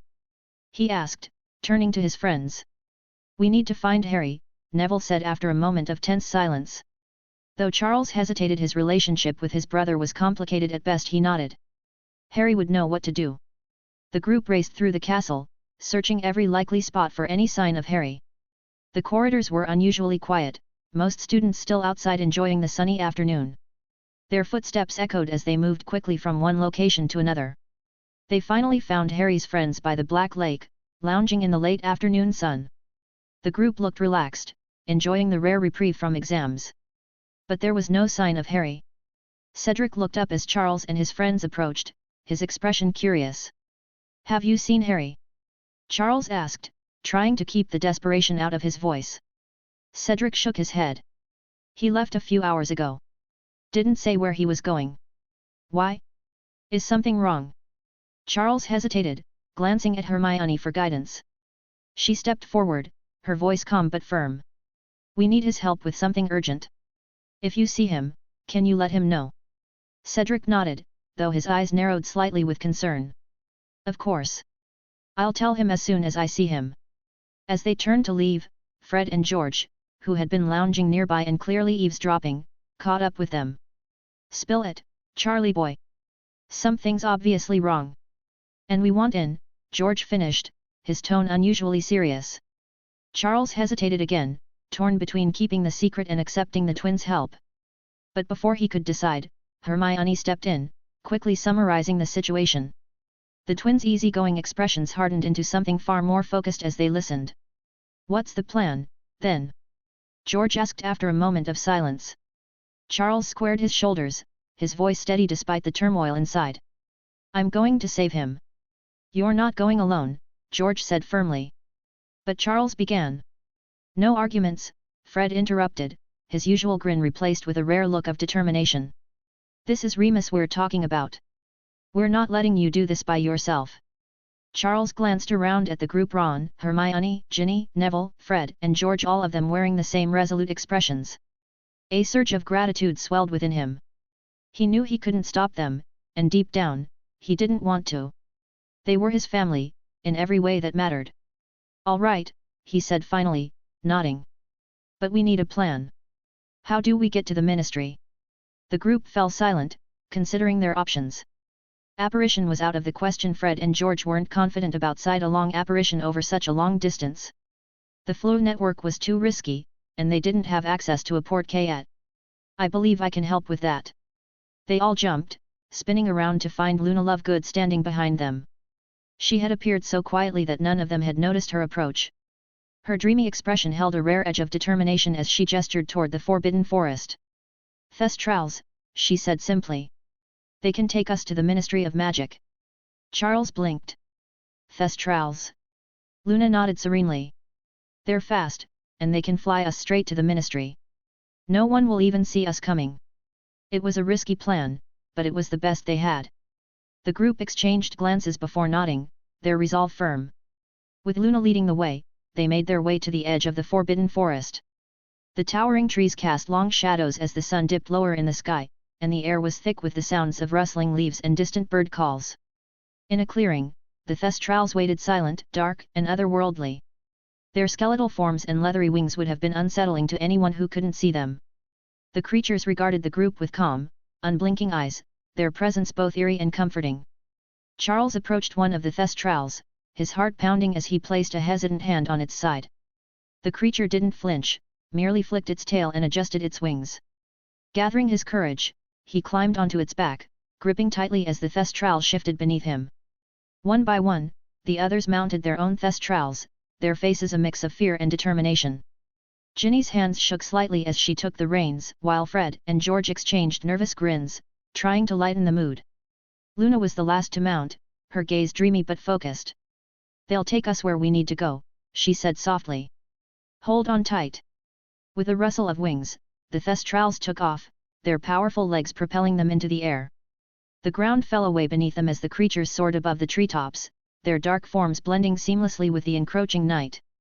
The wind rushed past them, cold and sharp, as they flew toward London. Charles gripped the reins tightly, his mind racing. He couldn't shake the feeling that they were flying into something far bigger than they realized, something dangerous and unpredictable. But there was no turning back now. Remus's life was at stake, and Charles was determined to save him, no matter the cost. 8 invisible horses carried the unlikely rescue party toward the Ministry of Magic, their dark wings beating steadily against the twilight sky. Far below, the Hogwarts grounds grew smaller and smaller, the castle fading into the distance. None of them noticed the figure of Harry Potter returning to the castle just as they disappeared over the horizon. Chapter 340, An Army at the Gates Part 1. Harry returned to Hogwarts with a heavy sense of dread, though the castle itself seemed alive with celebration. The corridors buzzed with chatter, laughter echoed off the stone walls, and the occasional burst of magic punctuated the festive atmosphere as students showed off newly mastered spells. It was a stark contrast to the tension twisting in Harry's chest. Despite the apparent normalcy, Harry's instincts screamed that something was wrong. He moved quickly through the crowded halls, scanning for any sign of trouble. His steps quickened as the nagging sense of unease grew. It wasn't long before he spotted his friends Cedric, Roger, Alicia, and Reggie lounging near the entrance to the Great Hall. They were laughing at some shared joke, their faces bright with the carefree joy of students who had just finished exams. But the moment they saw Harry, their expressions changed. Relief flickered briefly before being replaced by concern. "Harry!" Cedric called, his voice cutting through the noise. "There you are! We've been looking everywhere for you." Harry slowed to a stop, his sharp eyes assessing the group. "I was, out of the castle," he said, his tone deliberately vague. "Why? What's going on?" "Out of the castle," Alicia repeated, her eyes wide. "How? We're not even allowed to leave the grounds." Harry shrugged, a faint smirk tugging at his lips despite the tension in his chest. "There's a secret passage to Hogsmeade. From there, I just apparate wherever I need to go." Roger blinked, his expression a mix of surprise and mild admiration. "Is that even allowed? Won't you get in trouble?" "Not if you don't get caught," Harry replied lightly. "Besides, it's not like I'm doing it every day." Reggie opened his mouth, likely to bombard Harry with questions about the logistics, but Cedric cut him off, his tone urgent. "Harry, your brother and his friends were looking for you earlier. They seemed really worried, like something serious was happening." Harry's smirk disappeared instantly, replaced by a sharp, focused look. His stomach dropped as Cedric's words registered. "Charles?" They barely spoke unless necessary, let alone sought each other out. For Charles to come looking for him, something must have gone terribly wrong, something he couldn't handle on his own. "Did they say what it was about?" Harry asked sharply, his tone edged with urgency. Cedric shook his head. "No, but judging by their faces, it didn't look good. They were in a hurry." Harry's jaw tightened as he nodded. "Thanks for letting me know." He was already turning to leave. "Wait!" Cedric called after him. "Where are you going? Do you need help?" "No," Harry said over his shoulder, his voice firm. "I'll find them and figure out what's going on. If it's something serious, I'll contact Amelia and Sirius. They'll bring in the Aurors. You all stay here and enjoy the celebrations." Before Cedric could reply, Harry broke into a run, his thoughts racing. He needed to find Charles quickly and hoped against hope that they were still within the castle. If they'd left Hogwarts, no, that would spell trouble. As he moved, Harry reached into his robes and pulled out the Marauders map. "I solemnly swear that I am up to no good," he muttered, and the map sprang to life. His eyes scanned the parchment with practiced efficiency, searching for the names of Charles, Ron, Hermione, or anyone else in their group. Nothing. Their names weren't on the map. Harry's stomach dropped. If they weren't in the castle, there was only one logical place they could have gone, the Department of Mysteries. The thought sent a chill through him. This was no longer just a hunch, it was a near certainty. His mind worked quickly, piecing together the situation. If Charles had been lured to the Ministry, it had to be Voldemort's doing. The prophecy orb was the key, and Voldemort would stop at nothing to get it. But Harry also knew something Voldemort didn't: Charles wouldn't be able to retrieve the orb. When that moment came, everyone would realize the truth: Charles wasn't the boy who lived after all. It was going to be a harsh wake-up call for everyone involved: Charles, Dumbledore, Voldemort, all of them. But before any of that could happen, Harry had to act. He didn't just have to prevent Voldemort from getting the prophecy, he had to keep Charles and his friends alive. That was going to be the real challenge. Harry bolted through the corridors, heading for the nearest exit. His destination was clear: Black Castle. Sirius needed to know, and the Aurors needed to be ready. This wasn't just about a prophecy anymore, it was about saving lives. Harry approached directly into the courtyard of Black Castle, the ancient stone walls casting long shadows under the pale moonlight. He didn't waste time with formalities, bursting into the study where Sirius and Arcturus were leaning over maps and reports. Sirius looked up, his expression shifting from surprise to alarm as he took in Harry's urgency. "Harry? What's going on?" "It's Charles," Harry said, his voice tight with urgency. "He's gone. Ron, Hermione, Neville, Luna, Ginny, Fred, and George too. I think Voldemort lured them to the Department of Mysteries." Sirius's face went pale. "What? How?" "I don't know," Harry admitted, frustration creeping into his voice. But they're not at Hogwarts, and the only thing that makes sense is the Ministry. Voldemort wants the prophecy, and he's using Charles as bait. Arcturus stood, his sharp gaze darkening. If his dark army is already gathering and now this, it's clear Voldemort's making a decisive move. Once he gets that prophecy, he might use the chaos to seize control of the Ministry. This is bad. I know, Harry said through gritted teeth. We have to stop him from getting the prophecy. If we fail, Voldemort might use it to push his plans further.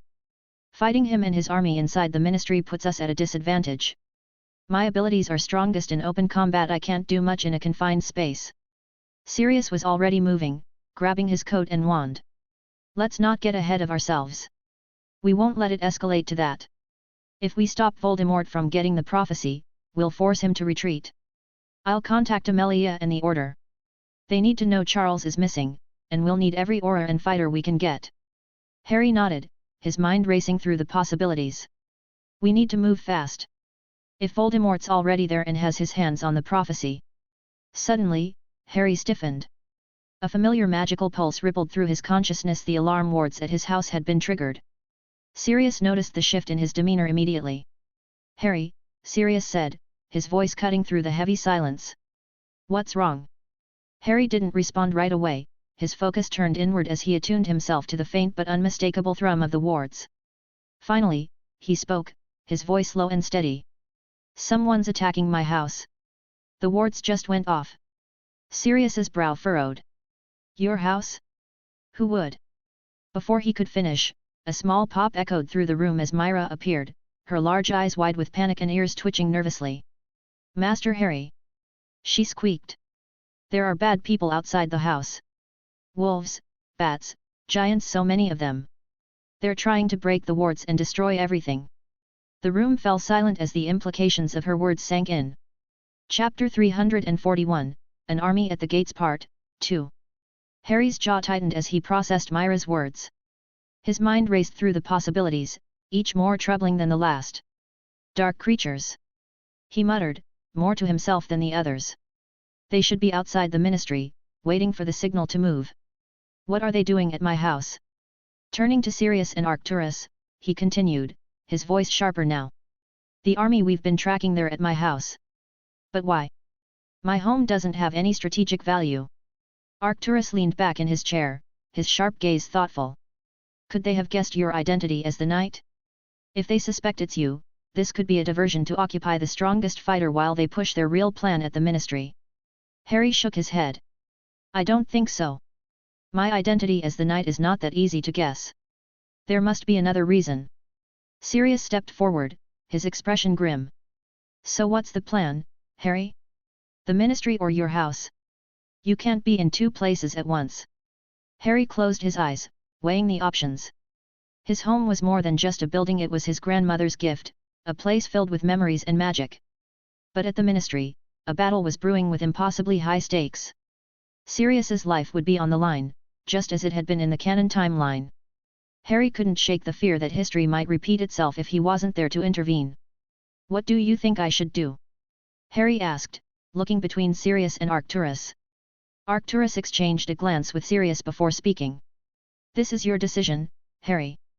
Both paths carry risks and rewards. But know this, you are not alone. We will support you, no matter what you choose.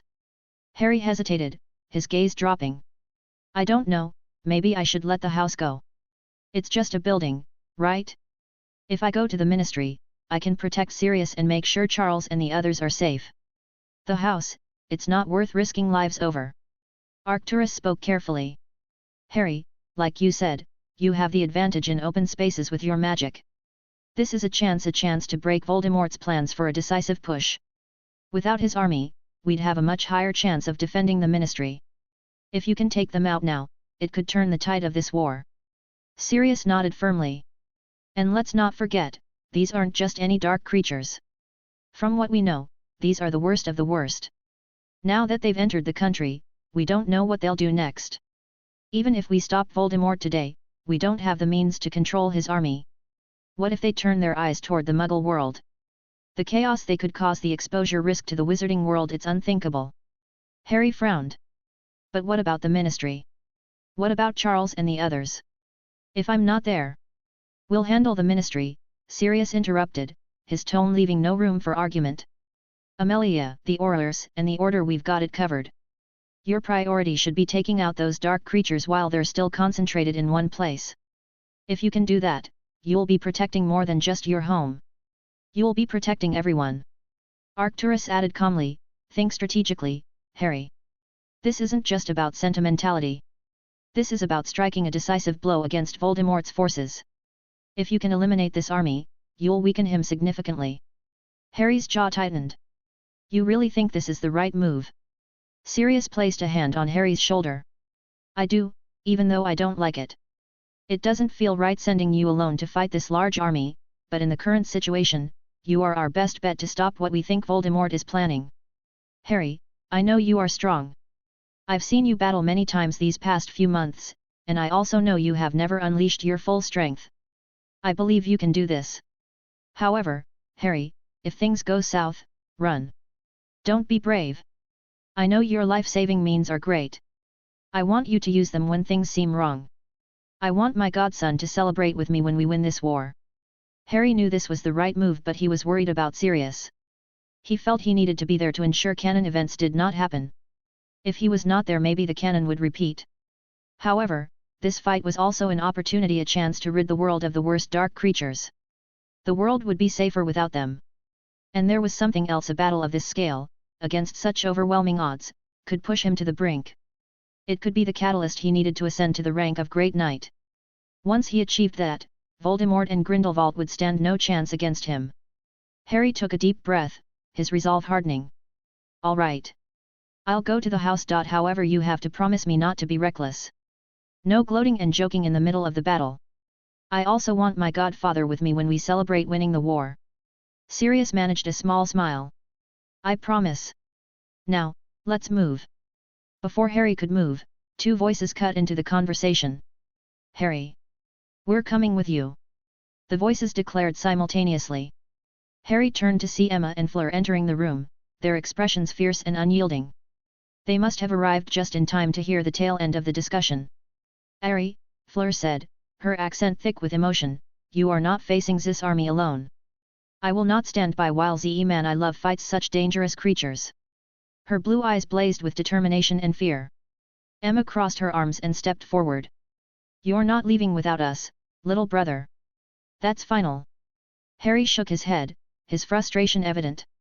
This isn't something you need to worry about. I can handle. We know you can handle it, Emma interrupted sharply. That's not the point. We cannot sit here while you fight a battle with impossible odds. She is right, Fleur added, lifting her chin stubbornly. We are coming, whether you like it or not. Arcturus cleared his throat, breaking the tension. Harry, their skills could be valuable in distracting the army. Having support might give you the edge you need. Harry sighed, realizing he wouldn't win this argument. He looked between them all, his expression firm. Fine. But you stay behind the wards. You can attack from inside, but under no circumstances are you to leave the house's protection. Do you understand? Both women nodded, satisfaction flickering across their faces. They'd won, and that was enough for them. With the plan finalized, Harry turned toward the door. He couldn't afford to waste another moment. The wards protecting his home wouldn't hold forever. But just as he was about to leave, he paused and glanced at Myra. Myra, Harry said, his tone serious, I have an important job for you. Take the clone and go with Sirius to the ministry. Protect him and Amelia at all costs.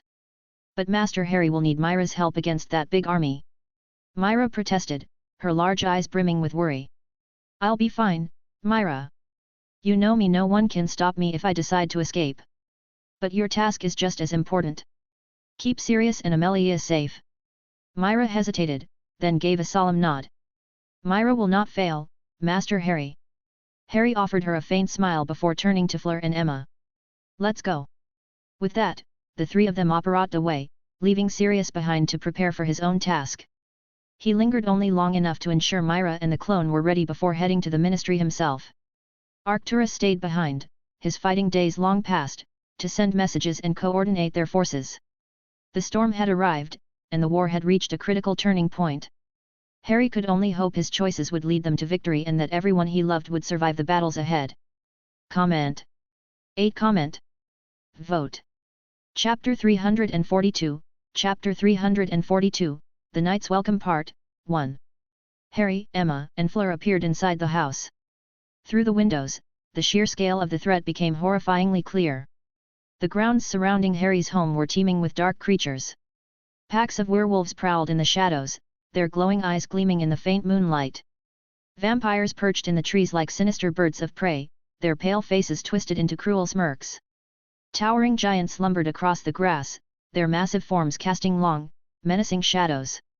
Monday Dieu, Fleur whispered, clutching her wand tightly. There are so many. Emma's voice trembled slightly with worry. Harry, maybe we need to rethink the plan. You could fight from inside the wards with us. It would be safer.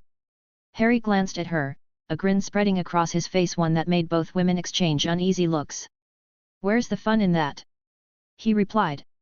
Even though the odds were staggering, Harry counted at least 80 werewolves, 40 vampires, and 20 giants surrounding the house. He felt no fear. Instead, a familiar excitement coursed through him. The knight inside him thrived on impossible battles, and this one promised to be unlike any he'd faced before. Harry, Fleur said cautiously, noticing his expression, this isn't a game. Those creatures. Don't worry, Harry reassured her, though his eyes still glinted with anticipation. I've set up a few surprises for our guests. The grounds are full of traps, they just don't know it yet. Before either woman could argue, Harry disappeared into his room. Moments later, he returned fully clad in his night battle gear. The sight was both awe-inspiring and intimidating. Gryffindor's sword hung at his side, its ruby pommel gleaming like a drop of blood. In his hand, he held the Elder Wand, radiating power so strongly it felt almost alive. With the combination of the ancient blade and the unbeatable wand, Harry was no longer just a wizard, he was a one-man army. Here, Harry said, holding out 2 spare masks to Emma and Fleur. With this many enemies, it's possible some will slip past us. It's better if they don't know who you are, less trouble later. Once masked and under disillusionment charms, Harry guided them outside. From ground level, the opposing army looked even more daunting. Werewolves stalked with predatory grace, their power clear in every movement. Vampires zipped between shadows at unnatural speeds, while giants hammered the wards with their colossal fists, each blow shaking the ground. What Harry found odd was their formation. Rather than focusing on one major assault, they'd spread out to surround the entire estate. It seemed wasteful unless they wanted to stop anyone from escaping. The wizarding world should be glad my house is this remote, Harry muttered, his voice low as he surveyed the area. So many dark creatures in a single spot would blow the statute of secrecy in seconds. Using their disillusionment as cover, Harry guided Emma and Fleur closer to where several figures appeared to be in command. They were hiding for a reason. Harry was curious. This attack made little strategic sense. His house held no particular value beyond its connection to him, and as far as he knew, his identity as the knight remained secret. So why were they here? Still cloaked by disillusionment charms, Harry, Emma, and Fleur edged closer to where each faction's leaders had gathered. Their tension was obvious, and their voices carried through the still night. They formed a loose circle, their stances stiff and their faces grim. It was clear they were anything but united. Why are we still here, vampire? Fenrir Greyback snarled, his scarred features shaped by impatience. His yellowed fangs shone in the moonlight as he spoke, his tone layered with scorn. My lord's orders were clear, we should wait for his signal. Yet you've hauled us here to this worthless place. Yes, vampire, Golgomath, the giant chieftain, rumbled in agreement. His voice was low and gravelly, like stones grinding together. Towering over the others, his trunk-like arms folded across his chest. Why bother tearing down these wards? This place has no real value. Vladimir's pale features tensed with irritation, his crimson eyes narrowing as he glared at them. As I said before, he replied in a curt tone, I only wanted to use our downtime effectively. The night who destroyed your werewolves, Greyback, lives in that house. Fenrir growled, his claws curling at his sides.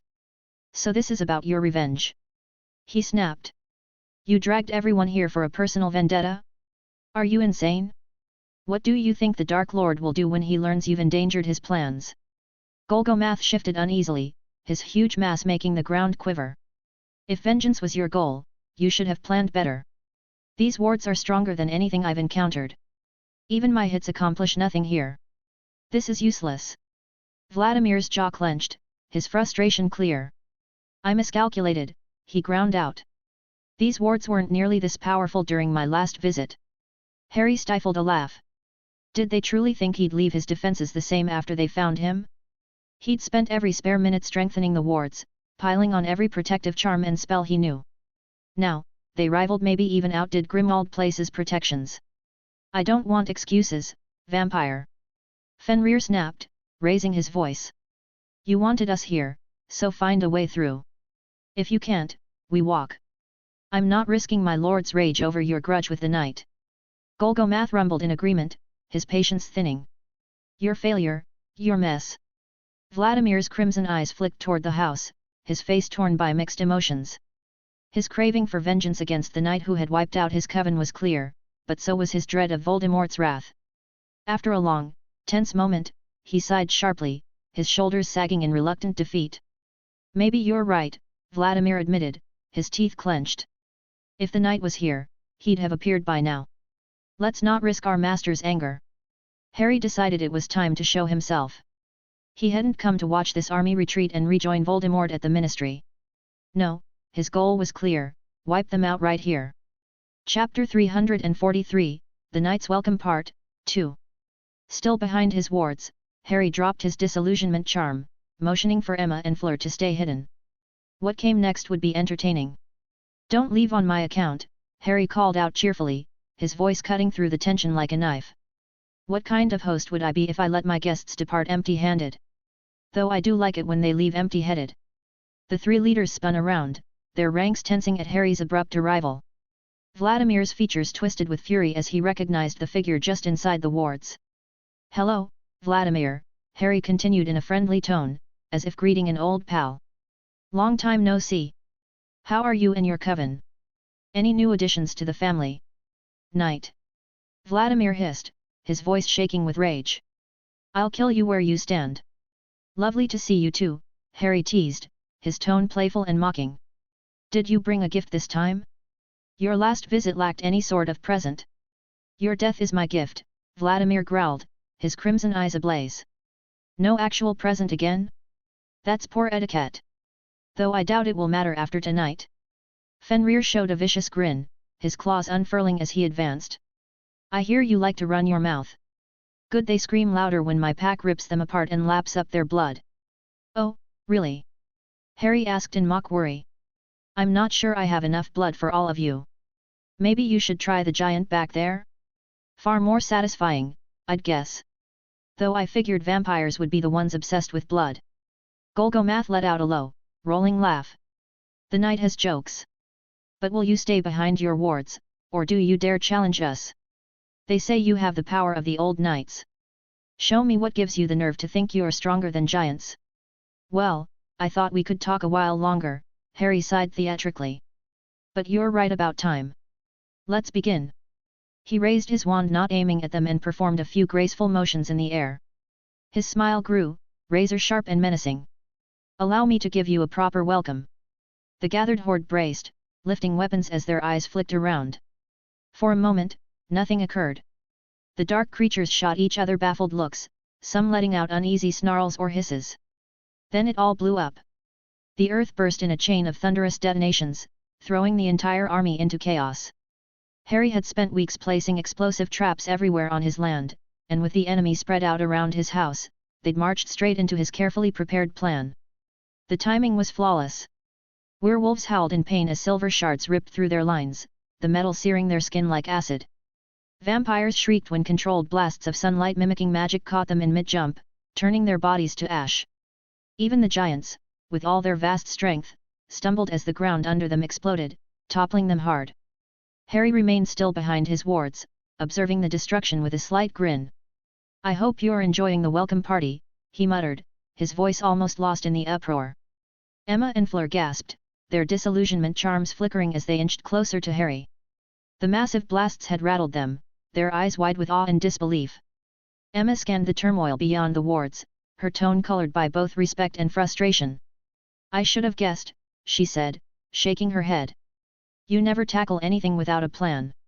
Did you know they'd show up and set all this in motion?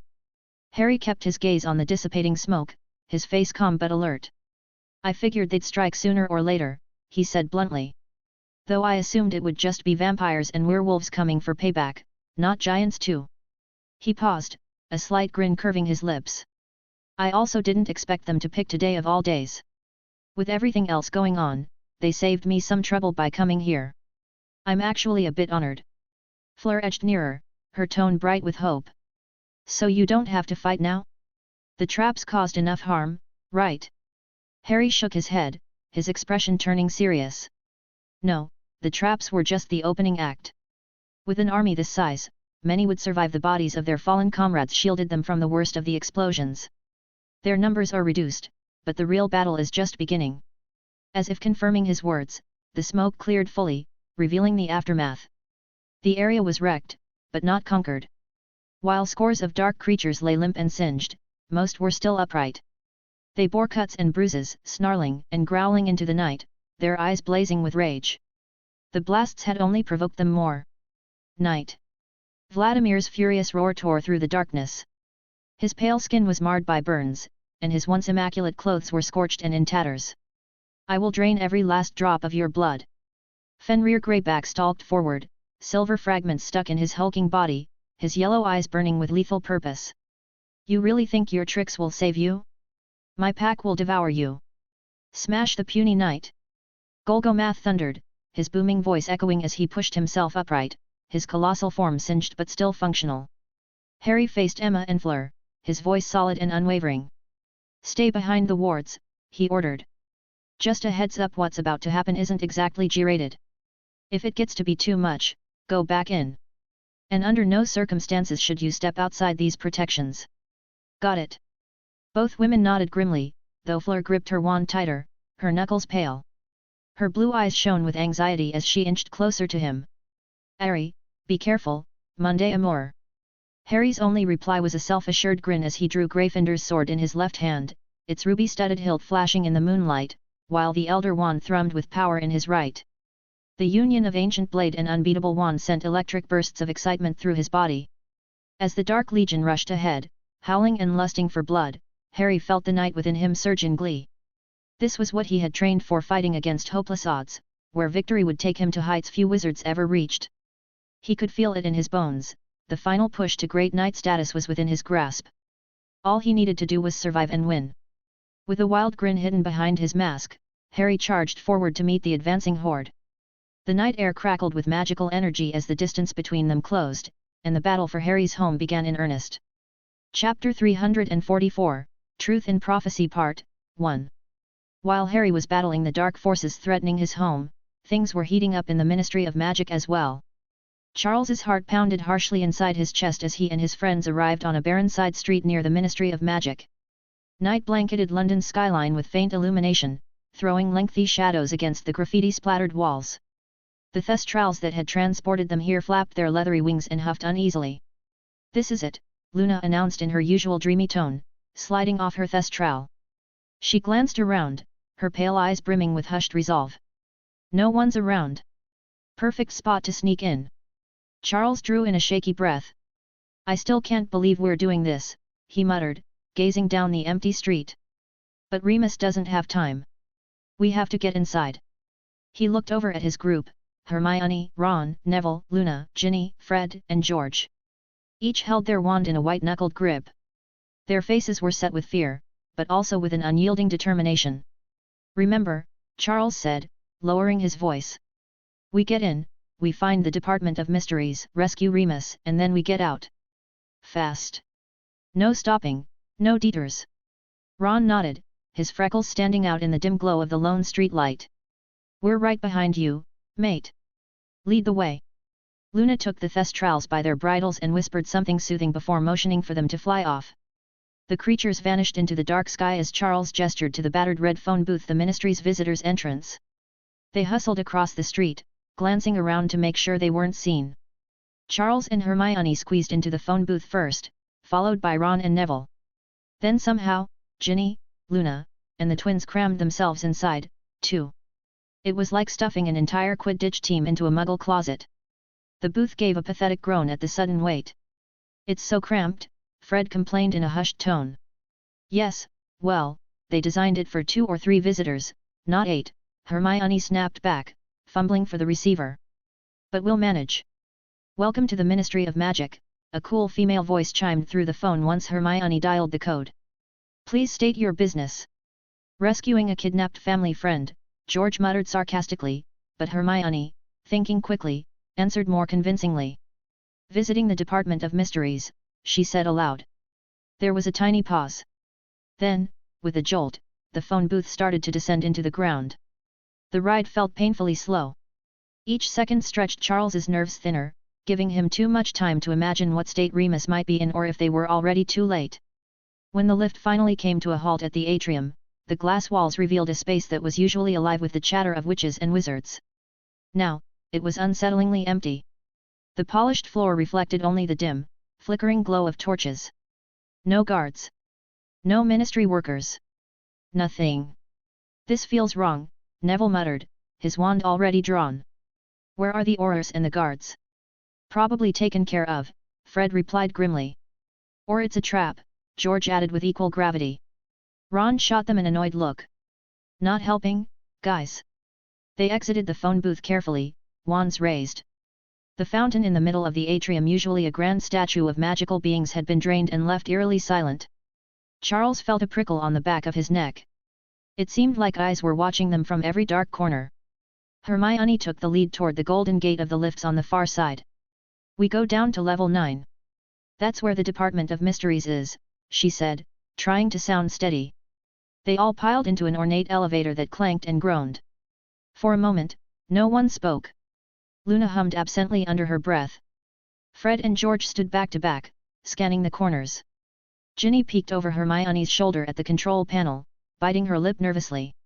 Finally, the calm voice of the lift chimed, Department of Mysteries. Level 9. A collective shudder rippled through the group as the doors slid open. Beyond lay a long corridor, illuminated by cold, blue flames flickering in sconces along the walls. The light cast twisted, shifting shadows that moved like prowling creatures just beyond reach. I don't like this, Neville whispered. My gran used to tell me stories about this place. Nothing good ever happens in the Department of Mysteries. Charles drew a steadying breath, squaring his shoulders. Remus is in there somewhere. We have to try. They advanced, the sound of their footfalls echoing.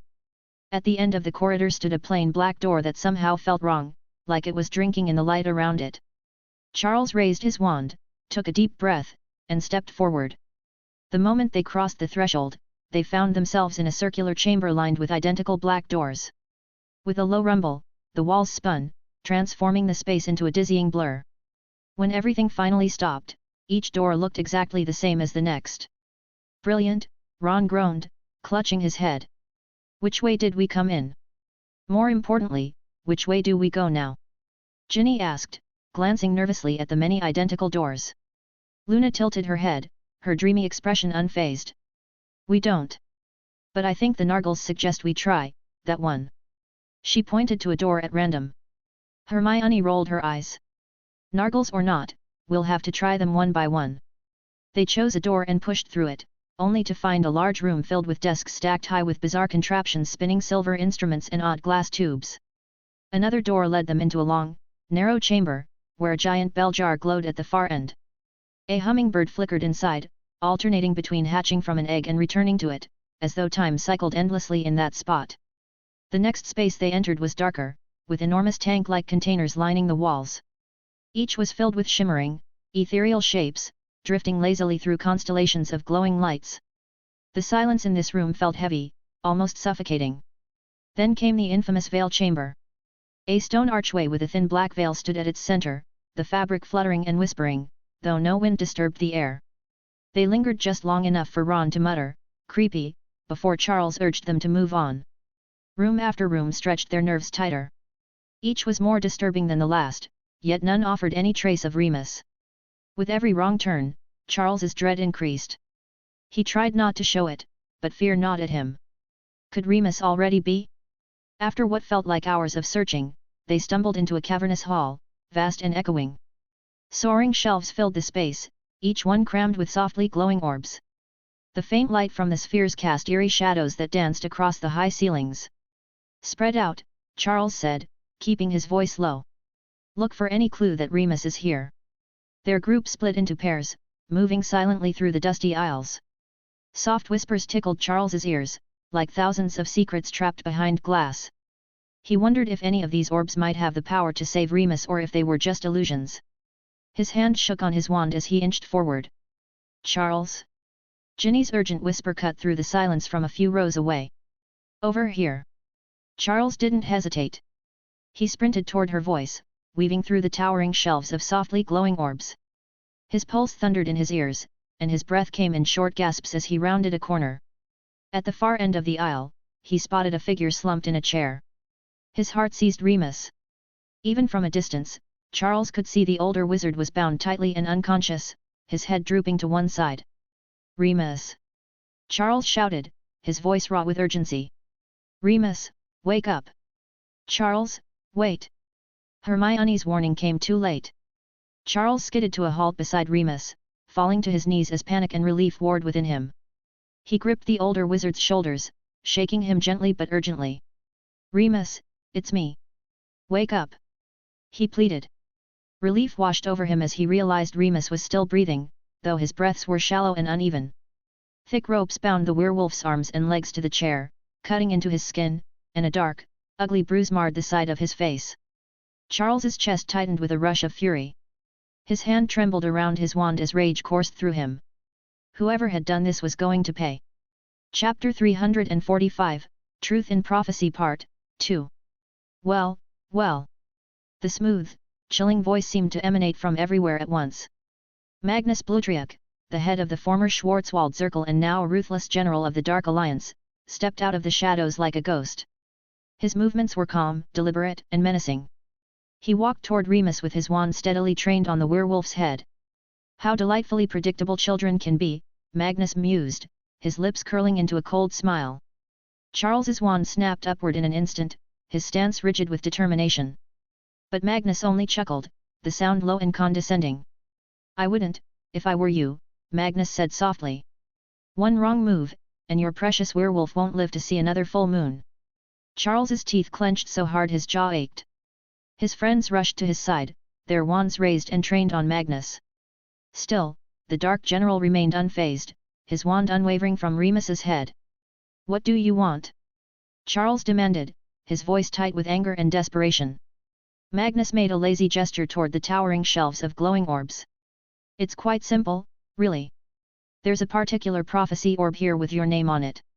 Fetch it for me, and perhaps we can all leave this unpleasant situation unscathed." Ron let out a short, derisive laugh. "We're not stupid." "Silence." Magnus' voice sharpened, cutting through the tension like a blade. He pressed his wand deeper into Remus's hair, his eyes flashing with warning. "Another word, and your friend pays the price." Charles raised a hand quickly to silence Ron before the situation spiraled further. Every muscle in his body felt coiled, ready to snap, but he forced himself to speak with measured calm. "Please. What do you want with a prophecy?"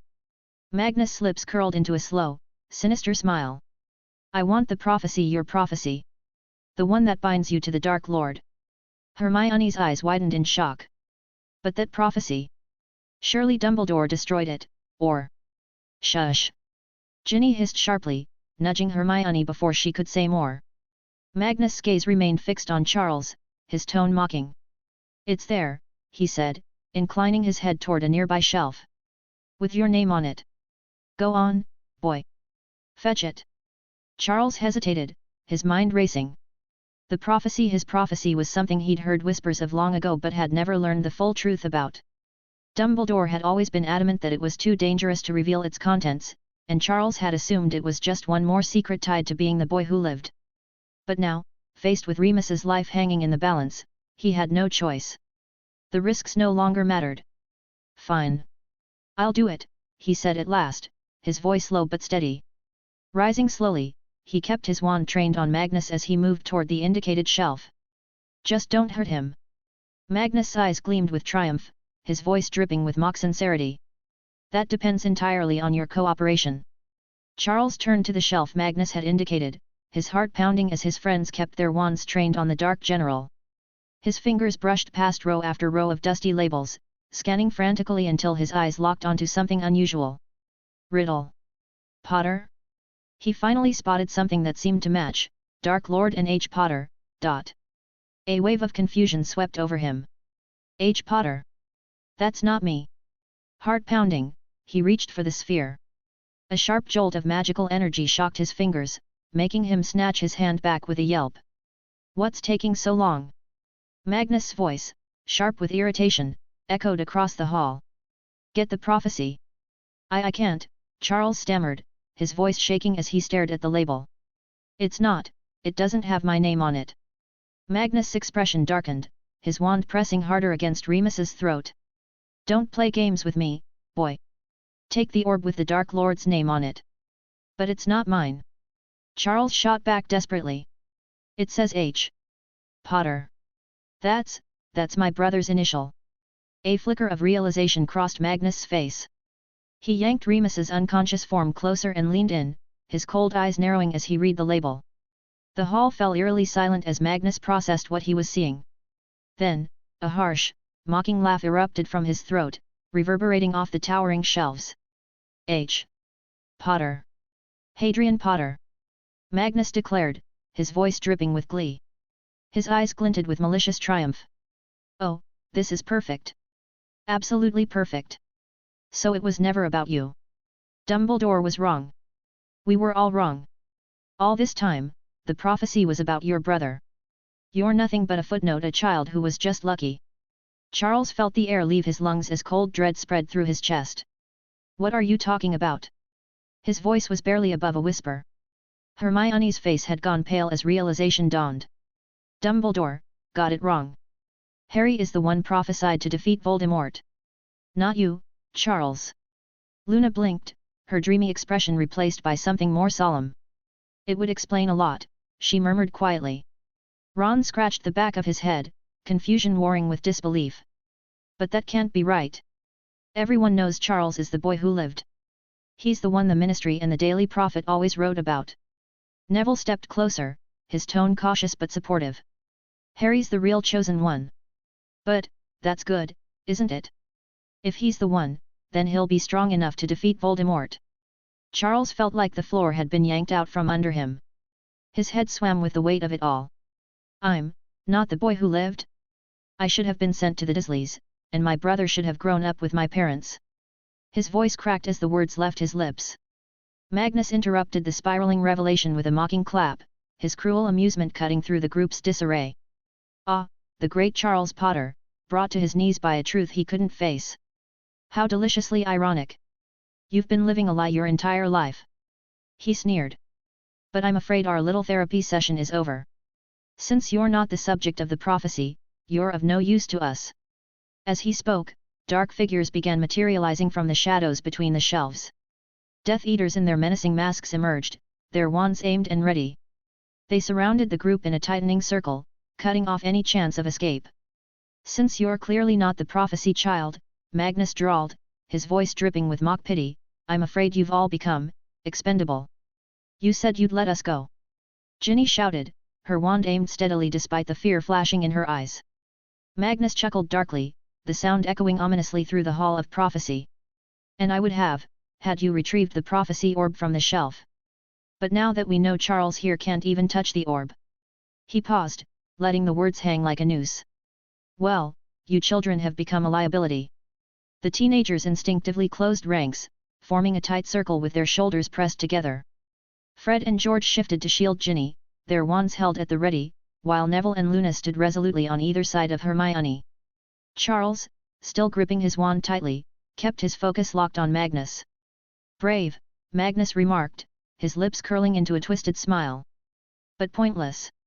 The Death Eaters surrounding them seemed to revel in the tension, their masked faces turned toward the group like wolves circling their prey. Their wands glimmered menacingly in the dim blue light of the hall. Charles's mind raced, desperate to think of a plan, but the odds felt suffocating.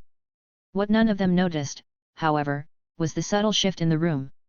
The shadows behind the Death Eaters began to deepen, dark tendrils stretching unnaturally across the floor. Silent figures moved into position, their disillusioned forms blending seamlessly with the darkness. And among them, a familiar grin spread across the face of Sirius Black, hidden beneath the shimmer of a disillusionment charm. The cavalry had arrived. Chapter 346, Battle in the Hall of Prophecies. The shadows shifted slightly as Sirius Black watched the scene before him. Charles and his friends stood in the center of the Hall of Prophecy, surrounded by Death Eaters. Though the odds were stacked against them, their faces were set with determination, and their wands were raised. Near Sirius, a group of disillusioned Aurors crouched in silence, their wands ready. Sirius caught Amelia Bones's eye, and with a slight nod, he signaled it was time to act. Amelia gestured toward a towering shelf of prophecy orbs. One of the Aurors, a tall witch with a focused expression, flicked her wand toward its base. A loud crack echoed through the hall as the shelf collapsed. Hundreds of glass spheres tumbled to the ground, shattering in unison. The destruction unleashed a storm of ghostly whispers that filled the chamber, their eerie, overlapping voices echoing off the walls. Sirius felt a small smirk tug at the corner of his lips, though a wry thought crossed his mind: the unspeakables are going to lose their minds over this. The Hall of Prophecy was one of the most tightly controlled spaces in the Ministry, and the damage they were causing would undoubtedly stir up trouble later. Still, there was no time to worry about that now. Amelia's decision to act had been the right one. This fight was inevitable, and containing it without destruction had been impossible from the start. If anything, the unspeakables should be thanking us, Sirius thought with grim amusement. They let Death Eaters and a group of teenagers waltz into one of the most dangerous parts of the Ministry. That's on them. Magnus and his Death Eaters stumbled to a halt, caught off guard by the sudden chaos. Shattered glass crunched underfoot as they tried to regain their footing, their confusion evident. What they? One of them shouted, but the words were lost in the thunderous response. Attack! Amelia Bones commanded, her voice cutting through the chaos. The Aurors surged forward, their wands flashing as they unleashed a barrage of spells. The sudden assault disoriented the Death Eaters, forcing them into a frantic defense. About time! Fred shouted, spinning just in time to dodge a jet of green light aimed at him. Focus, Fred, George snapped, stunning a nearby Death Eater with a precise spell. We'd rather not see you flattened under your own brilliant commentary. Sirius, his wand blazing with energy, moved swiftly to shield Charles and the others. Stay behind us! He barked, his voice firm and commanding. This is our fight now. But Charles refused to back down. He stepped forward, his wand steady, and stood beside Hermione. We can hold our own, he insisted, his voice resolute. We've come this far, let us help. Hermione, Ron, and Neville exchanged determined glances, their expressions unyielding. They tightened their formation, standing shoulder to shoulder as spells whizzed past them. Ginny positioned herself slightly behind, her sharp eyes scanning for danger. Incoming, left! She shouted, warning her brother just in time. The chamber erupted into a maelstrom of battle. Flashes of red, green, and gold lit up the darkness as spells ricocheted off walls and shelves. The Aurors fought with practiced precision, coordinating their attacks to keep the Death Eaters on their heels. But the Dark Wizards quickly recovered from their initial surprise, counterattacking with ruthless efficiency. Despite the chaos, Charles and his friends fought back fiercely. Ron disarmed a Death Eater with a perfectly timed Expelliarmus, the man's wand clattering loudly to the floor. Hermione conjured a shimmering Protego shield, deflecting a series of hexes aimed at Neville. With newfound confidence, Neville fired off a rapid succession of stupefy spells, knocking back two Death Eaters attempting to flank them. Ginny, quick and clever, hit another with her signature Bat Bogey hex, leaving the masked wizard screeching as he clawed at his face. Yet, the battle was anything but easy. The Aurors and Charles's group faced a grim disadvantage. Their orders were clear: stun, not kill, while the Death Eaters cast deadly curses without hesitation. The Dark Wizards' attacks were relentless, their intent to maim or kill evident with every spell. Worse still, they outnumbered the combined forces of the Aurors and the young witches and wizards. In the heart of the chaos, Sirius Black was a force to be reckoned with. Over the past year, his skills had sharpened considerably through his vigilante work, and he now moved with a fluid, almost predatory grace that left his opponents struggling to match him. With his wand a blur of motion, he engaged Magnus and two of his German allies simultaneously, deflecting curses and retaliating with pinpoint precision. Though outnumbered, Sirius stood his ground, his focus unwavering. After everything you've done to disrupt my operations, you still dare to stand against me? Magnus snarled, his voice venomous. Sirius smirked, sidestepping a sizzling purple hex and deflecting it with a casual flick of his wand. So, you're Magnus Blutriak. I've been wanting to meet you for ages. He dropped his voice into a mockingly polite tone. Care to surrender? I've got a godson who always gets the big villains, and I figured it's my turn to have some fun. Magnus' eyes narrowed dangerously, his expression darkening. Trying to be funny, are you? Why does everyone who stands against us have this irritating habit? His voice dripped with disdain. I should never have allowed you to speak. Let me fix that mistake. Sirius chuckled, unfazed, as he parried another curse with ease. We'll see about that. Magnus' fury boiled over, his face twisting with rage. He barked something in German to his compatriots, and together they launched a flurry of spells at Sirius. The air around them crackled with energy as curses and hexes collided mid-flight, sending bursts of light and heat rippling through the chamber. Despite the relentless assault, Sirius matched them step for step, his movements fluid and precise. The intensity of their duel drew them away from the main battle. Spells ricocheted off walls, shattering remnants of broken shelves as they fought their way into an adjoining chamber. The room they entered was circular, dominated by a foreboding stone archway draped with a fluttering black veil. The whispers emanating from the veil blended with the echoes of the ongoing battle, creating an eerie harmony of death and chaos. The dim light from the flickering sconces cast long, dancing shadows across the chamber, adding to the unsettling atmosphere. You're good, Black, Magnus sneered, his wand weaving intricate patterns in the air. But you're still outmatched. The tide of the fight was shifting. More Death Eaters poured into the room, spotting an opportunity to corner Sirius, one of the Auror's strongest fighters. With his back to the archway, Sirius found himself surrounded. Spells flew at him from all directions, streaks of crimson, green, and purple light aimed to overwhelm him. For a brief moment, it seemed like there was no way out. From across the room, Amelia Bones locked eyes with the chaotic scene. Her breath caught as she realized what was happening. Sirius! She screamed, panic slicing through her voice. But she was too far away, locked in her own duel, and unable to reach him in time. Chapter 347, Chapter 347, The Veil of Chaos. The onslaught closed in. Sirius braced himself, his wand raised for what felt like an impossible defense. But just as the spells were about to strike him, a gleaming figure leaped into their path. Harry's clone, clad in shining armor, appeared seemingly out of nowhere, its movements fluid and precise. The magical construct threw itself directly into the line of fire, taking the full brunt of the destructive curses aimed at Sirius. The clone's form crackled and shimmered under the force of the spells, holding just long enough to shield Sirius. Then, with a final surge of energy, it released a brilliant burst of light. The explosion of magic forced the Death Eaters to stumble back, shielding their eyes against the sudden glare. As the light faded, the clone dissipated into sparkling fragments that rained down like falling stars. Far outside the ministry, Myra, the loyal house elf, trembled with effort. She sat cross-legged in the safety of an empty room nearby, her small frame shaking as she maintained the tenuous magical connection that allowed the clone to bypass the ministry's ancient, formidable wards. It had taken everything she had to guide the clone inside. The ministry's protections were among the strongest in the wizarding world, designed to keep out even the most skilled intruders, including house elves. Myra had tried to enter the building herself, but the magical barriers had repelled her with such force that she had been left gasping for breath. But Myra was not one to give up. With sheer determination and a deep well of loyalty to her master, she had found a way. From her position outside the ministry, she had focused all her energy on controlling the clone. The process was agonizingly difficult, the ministry's wards constantly threatening to sever her connection.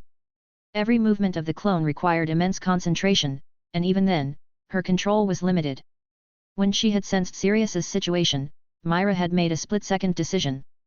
The clone, weakened by the wards and unable to fight at full strength, would serve as a sacrificial shield. It was the only way to save Sirius, and Myra had acted without hesitation. She had guided the clone into the path of the curses, using it to absorb the brunt of the attack. Now, as the clone's form dissolved into nothingness, Myra let out a shaky breath. Her body ached from the strain, and her magic felt drained, but a small, satisfied smile tugged at her lips. Myra is glad Master Sirius is safe, she whispered to the empty room, her voice trembling with emotion. Myra did her duty. Back in the chamber, Sirius lowered his wand, his chest heaving. His eyes flicked to where the clone had stood moments before, and he murmured under his breath, "Thanks, Myra." Before he could fully process what had happened, Amelia rushed to his side. Her face was pale, her relief evident despite the fury in her expression. "You reckless idiot!" she snapped, though the sharpness in her voice was softened by the tremor of emotion. "You almost got yourself killed." Sirius shrugged, his trademark grin returning to his face. "Almost doesn't count."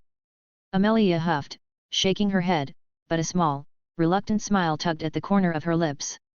The moment of reprieve was short-lived, though, as the sounds of the ongoing battle echoed through the room, pulling them back into the fray. Despite the clone's heroic sacrifice, Magnus' Death Eaters pressed their advantage, their curses flying fast and lethal.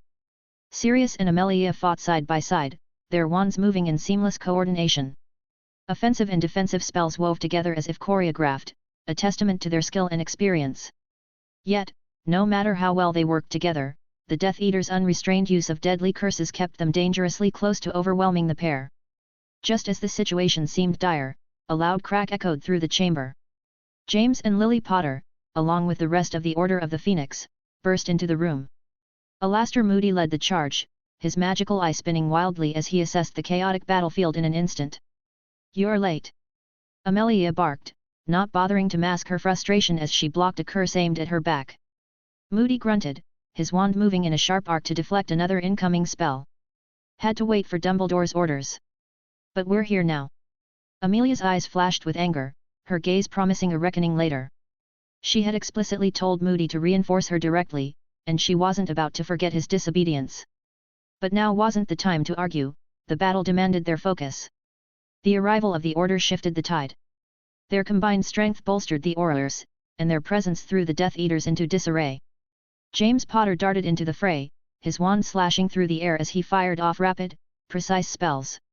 Lily followed close behind, her movements fluid and deliberate, her shield charms deflecting curses aimed at her allies.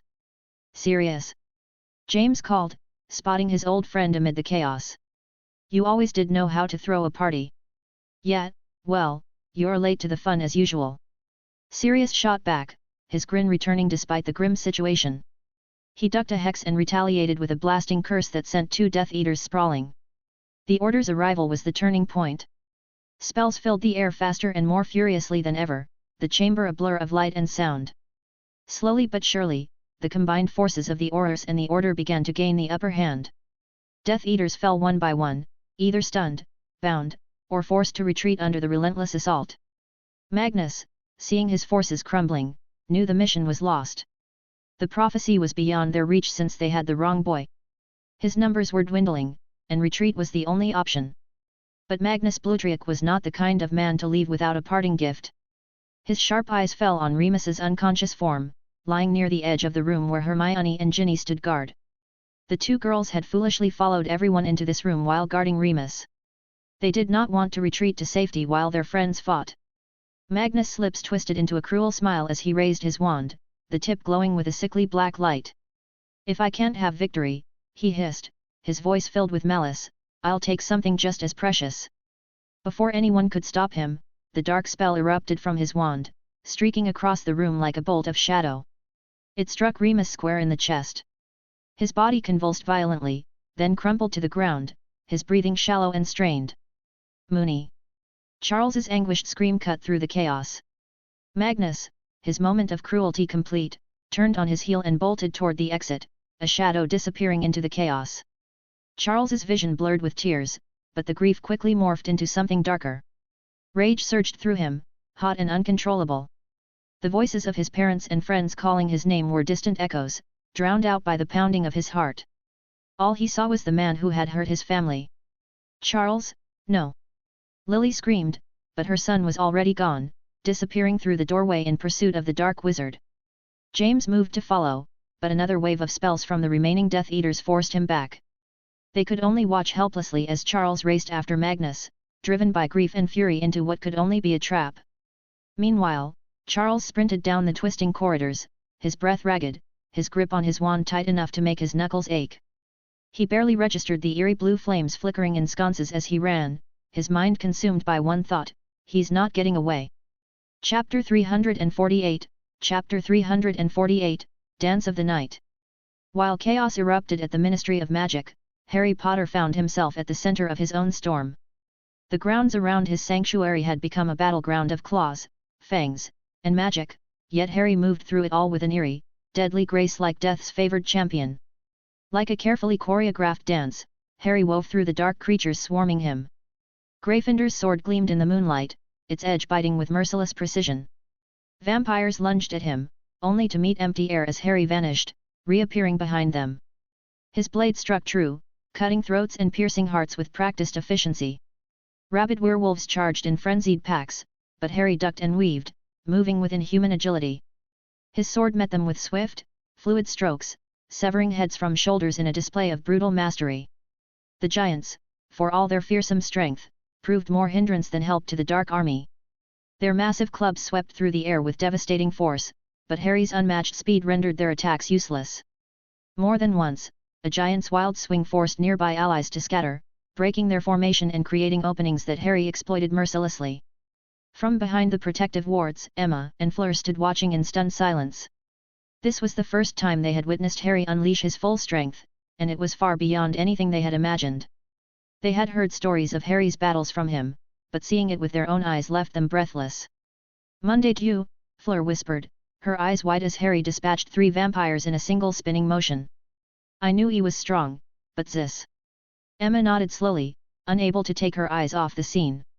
Her healer's instincts made her wince at some of the more brutal kills, but she couldn't help marveling at Harry's sheer efficiency. This is what he's been training for all these years. The night in its truest form. She paused, watching as Harry leapt over a charging werewolf while simultaneously beheading 2 vampires. "I've patched him up after so many training sessions, but I never truly understood what he was preparing for." "He moves like water," Fleur murmured, her gaze fixed on Harry's fluid motions. No wasted energy, no hesitation. Both women felt an overwhelming surge of pride. They had seen the dedication and sacrifice that had brought Harry to this point. Emma, especially, felt a deep connection to his journey, having been there from his earliest steps. She remembered the small, determined boy asking her to take him to a Muggle training center, his first real step into the world of strength and power. That memory brought a soft smile to her lips as she watched him now a force of nature on the battlefield, yet still the little brother she had always believed in. The leaders of the Dark Army, however, felt none of the awe or pride that Emma and Fleur experienced. As their forces dwindled under Harry's relentless assault, their frustration boiled over. Fenrir Greyback turned on Vladimir, his scarred face twisted in fury. "Is this your great plan? Standing around and watching him slaughter our forces?" Golgomath rumbled in agreement, his massive frame looming over them both. "He sprints around like a wisp, and my warriors can't even swing without flattening your soldiers. You've faced him before, vampire. Did you learn nothing from that defeat? Our numbers mean nothing if we can't even touch him." Vladimir's pale face darkened, his jaw tightening with a mix of anger and humiliation. "Of course I have a plan, you fools. You never listen." His lips twisted into a cruel smile. "Now watch and learn. This time, the night will fall." Under Vladimir's orders, the remaining dark creatures shifted their approach. What initially appeared to be chaos transformed into a calculated formation, moving with grim purpose. Slowly but surely, they began to encircle Harry in an ever-tightening ring. Harry immediately noticed the change in their movements. Instead of feeling trapped, he almost welcomed it. If they gathered together, he could start casting wide-area magic to eliminate groups at once. But his instincts warned him to stay alert. He knew the Dark Alliance wouldn't risk this unless they had something up their sleeve. Though he allowed them to close in, he prepared himself for whatever they had planned. From behind the safety of the wards, Fleur's sharp whisper broke the tense silence. "Emma, they're forming a ring." Emma pressed her lips into a thin line. "They're boxing him in. Should we try to help?" But Harry's instructions had been clear, they were to stay behind the wards, no matter what. Even so, Emma's grip on her wand tightened until her knuckles turned white. Beside her, Fleur's wide, worried eyes never left Harry, her heart pounding with dread. The Dark Army completed their formation, leaving Harry surrounded in a shrinking circular clearing. His movements were restricted, but he showed no fear. Instead, he began focusing his power, preparing to unleash a powerful area spell with Gryffindor's sword as his medium. However, as Harry concentrated, he faltered when he noticed several vampires producing strange, ancient-looking artifacts. His eyes widened in shock behind his mask. "Impossible," he muttered, his voice low with disbelief. "The Scuturi intunicate? How do you have them and so many? The art of making those was lost centuries ago." The Scuturi intunicate were ancient, dark artifacts Harry had only read about in the Black family library. These shields were forged through horrifying means requiring human sacrifices, and their creator had been hunted down to extinction by fearful wizards. The knowledge of their creation had supposedly been lost to time. But the power of the shields was undeniable. They were said to be indestructible. Vladimir's laughter rang out, cold and triumphant. "Nothing is impossible when revenge demands it, knight. Even if it costs a fortune." His smile widened, his fangs gleaming. "These artifacts drained my coffers, but they will be worth every galleon when I see you fall." The artifacts activated in unison, releasing pulses of ancient magic that filled the air with a sinister hum. Shimmering barriers of dark energy appeared, linking together to form a perfect dome around Harry. He was trapped. "You're caged now, knight," Vladimir sneered. "You could surrender, but I wouldn't accept it. No, I'll drain every drop of blood from your body until you're nothing but a shriveled husk." Harry's calm voice cut through the air. "Aren't you a little early to declare victory?" Vladimir's grin only widened. "You don't stand a chance. These shields are indestructible. Go on, try all you like." Harry narrowed his eyes. While he wasn't overly concerned about the shields, he knew better than to underestimate their strength. He decided to test their power first. Channeling wind magic into Gryffindor's sword, he slashed, sending a razor-sharp gale screaming toward the barrier. The attack hit with force, but the spell dissolved harmlessly against the shimmering dome. The Dark Army erupted in cheers. "Your magic is useless here," Vladimir crowed, his laughter echoing off the walls.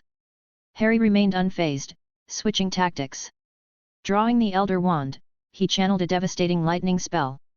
The bolt struck the dome with a deafening crack, splintering the barrier with jagged cracks of energy.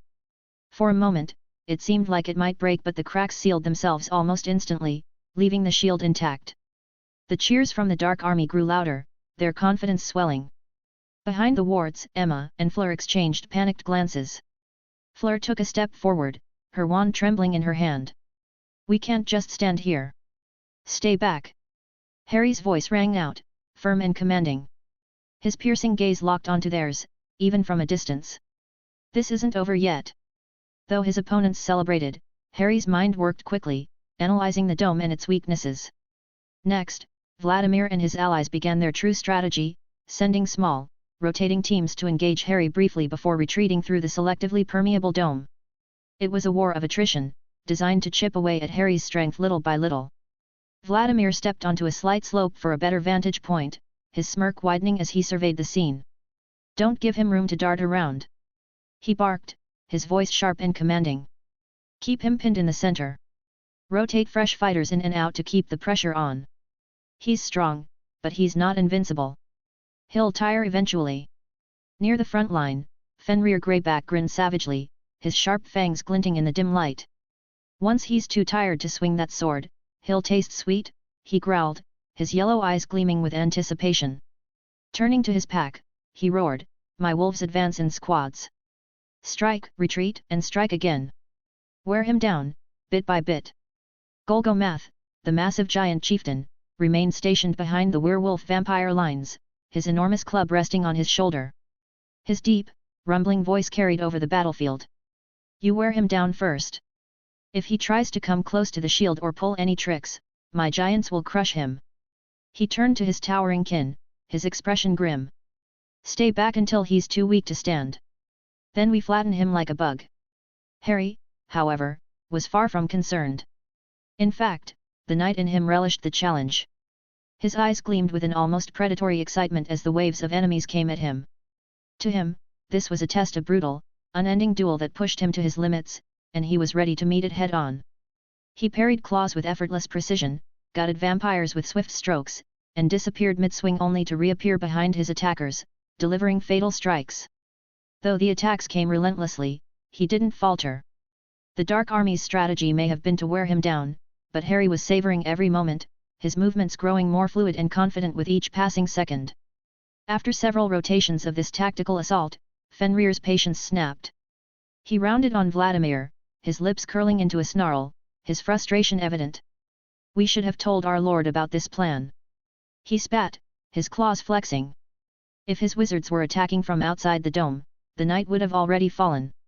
Their magic could have restricted his movements while our forces finished him off. Vladimir's jaw tightened, his smug demeanor slipping for the first time. The werewolf had a point. It was a glaring flaw in his plan, one that Vladimir had realized too late. But he refused to admit it outright. "There's no guarantee he'd fall for the same trap twice," he snapped back, his tone defensive. "This is the best chance we've had. We finish this now. We may not get another opportunity." The battle raged on, and Harry began to show what seemed to be the first signs of fatigue. His movements slowed, his reactions appeared less sharp. Or at least, that's what it looked like to his enemies. Behind his mask, a faint smile tugged at his lips as he deliberately lessened his speed, creating the illusion of weakness and drawing larger groups of attackers toward him. Harry was enjoying himself, but he didn't have the luxury of time. His thoughts flickered briefly to the Ministry, where his help might already be needed. With both Voldemort and Grindelwald likely present and no one but a dying Dumbledore to oppose them, Sirius and the others couldn't afford his absence for long. This battle had to end now. Golgomath, growing increasingly impatient with Vladimir's gradual approach, made the fatal mistake Harry had been waiting for. "Enough of these games!" The giant chieftain bellowed, his deep voice reverberating across the battlefield. "Giants! Show these weaklings how it's done! Crush him now! All of you!" Harry's trap was sprung. The giants thundered forward from all directions, their massive forms shaking the ground beneath them. But as they charged, lightning crackled and sparked to life around Harry's body. In a blur of electric blue light, he vanished only to reappear in a flash, moving in a wide circular motion. Gryffindor's sword sliced through the giant's ankles with surgical precision, the enchanted blade cutting effortlessly through their thick, normally impenetrable skin. The colossal creatures crumbled to their knees, roaring in pain. Standing at the center of the injured giants, Harry raised his sword high and summoned a massive wind vortex. Unlike traditional vortexes meant to pull targets inward, this one exploded outward, hurling the giants' massive bodies in every direction. Unable to balance on their wounded legs, the giants toppled backward, crashing onto their own allies and the precious Sciuturi intunicate artifacts. The Dark Army's flawed strategy of selectively allowing allies to pass through the magical barrier now became their undoing. There was nothing to protect them from the crushing weight of the giants. Once the vampires powering the shield were down, the barrier fractured, shattering with a deafening sound like breaking glass. Harry didn't hesitate. With a sharp motion of his wand, he conjured streams of burning oil, igniting the fallen giants and turning them into massive pyres. The flames spread quickly, consuming the dark forces trapped beneath the collapsed bodies. The few surviving troops didn't even have time to scream before Harry's blade found them. In mere minutes, the battlefield was transformed. Where once an army stood, only smoldering remains and ash remained. The only survivors were Vladimir, Greyback, and Golgomath, who now stood frozen in place, their expressions a mix of shock and disbelief. Behind the wards, Emma and Fleur stood frozen, their mouths agape at the display of power and tactical brilliance they had just witnessed. Vladimir staggered back, his face ashen and his confidence shattered. "Impossible!" he whispered, his voice trembling. Harry stepped forward, leveling Gryffindor's sword toward the trio. His voice was calm but carried an edge of finality. "Your turn." The night air was thick with the acrid stench of burning flesh and the crackling of flames, casting an infernal glow across the battlefield. The destruction surrounding Harry created a grim backdrop, but he stood calm and composed, showing no signs of the fatigue he had feigned earlier. The knight within him stirred with satisfaction. This battle, this deadly dance, had pushed him closer to the next level of his power. He could feel it. The barrier between Knight and Great Knight was beginning to dissolve. One final push, one ultimate test of his limits, was all he needed. The three leaders standing before him might be exactly what he was looking for. Chapter 349, Chapter 349, The Relentless Knight. The three leaders stood frozen among the smoldering wreckage of their defeated army, their faces twisted by horror and disbelief. Flames crackled all around, consuming the last remnants of their forces. The sharp smell of burning flesh and ash filled the air, a chilling reminder of their crushing loss. Overhead, a blood-red moon cast eerie, jagged shadows across the battlefield. In the center of it all stood Harry Potter, calm and unreadable behind his mask. The sword of Gryffindor gleamed in his hand, still slick with blood, as he studied his enemies like a hunter examining cornered prey. Greyback was the first to break the stunned silence. The fear in his scarred face and emotion rarely seen in the ferocious werewolf was unmistakable. "We don't stand a chance," he growled, his voice low and ragged as he took a cautious step back. "We need to get out of here. Now." But as the words left his mouth, Greyback felt a surge of magical energy rippling through the air. His yellow eyes widened as he recognized the sensation of wards snapping into place. Greyback's head whipped toward Harry, who stood calm and composed, an almost amused tilt to his masked head. "No." Greyback breathed, horror creeping into his voice. "He's blocked our escape." Harry's light chuckle sent chills down their spines. "Planning to leave already? Such poor manners. Wouldn't it be better to accompany your brethren on their next great journey?" He gestured casually to the burning remains around them, his voice mockingly polite. Golgomath's massive form quaked with suppressed rage, his enormous hands clenching into fists that resembled boulders. "I can't stand this," he rumbled, his voice trembling with frustration. "He slaughtered my warriors like they were nothing. My kin lie burning at my feet, and I don't even have the means to avenge them." "Yes," Greyback hissed, his frustration evident as his claws flexed. "I want revenge too." Spinning on his heel, he turned to Vladimir, the vampire. "What about you, bloodsucker? Got any more tricks? Your fancy shields failed, but you must have something else." Vladimir's pale face twisted in fury and despair. His once pristine clothes were now smeared with dirt and blood, and his crimson-rimmed eyes betrayed his growing hopelessness. "I do have something," he admitted, his voice bitter. "Something that could increase our odds of killing him, but—" "Take it out!" Golgomath thundered, his deep voice cutting through the tension. "Anything is better than dying like cornered rats to this masked demon." Reluctantly, Vladimir's hand moved to a hidden pocket in his robe. His expression darkened as his fingers closed around 3 small vials of swirling black liquid. "This is a potion," he explained, his tone grave. "An ancient formula that unlocks our full potential, giving us strength beyond our natural limits. The power surge is immense." He paused, his gaze flickering between his companions. "But when it wears off, we die." Silence fell, broken by the roar of the flames and the pop of burning wood. The 3 exchanged grave looks, each one understanding that they faced a choice between dying here and dying later.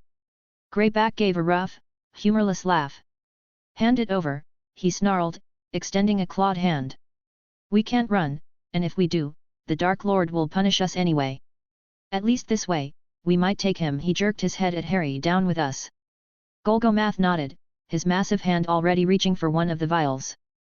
"Give. I want him dead." Vladimir's gaze lingered on his 2 companions. He saw in their eyes the same grim determination that churned within him.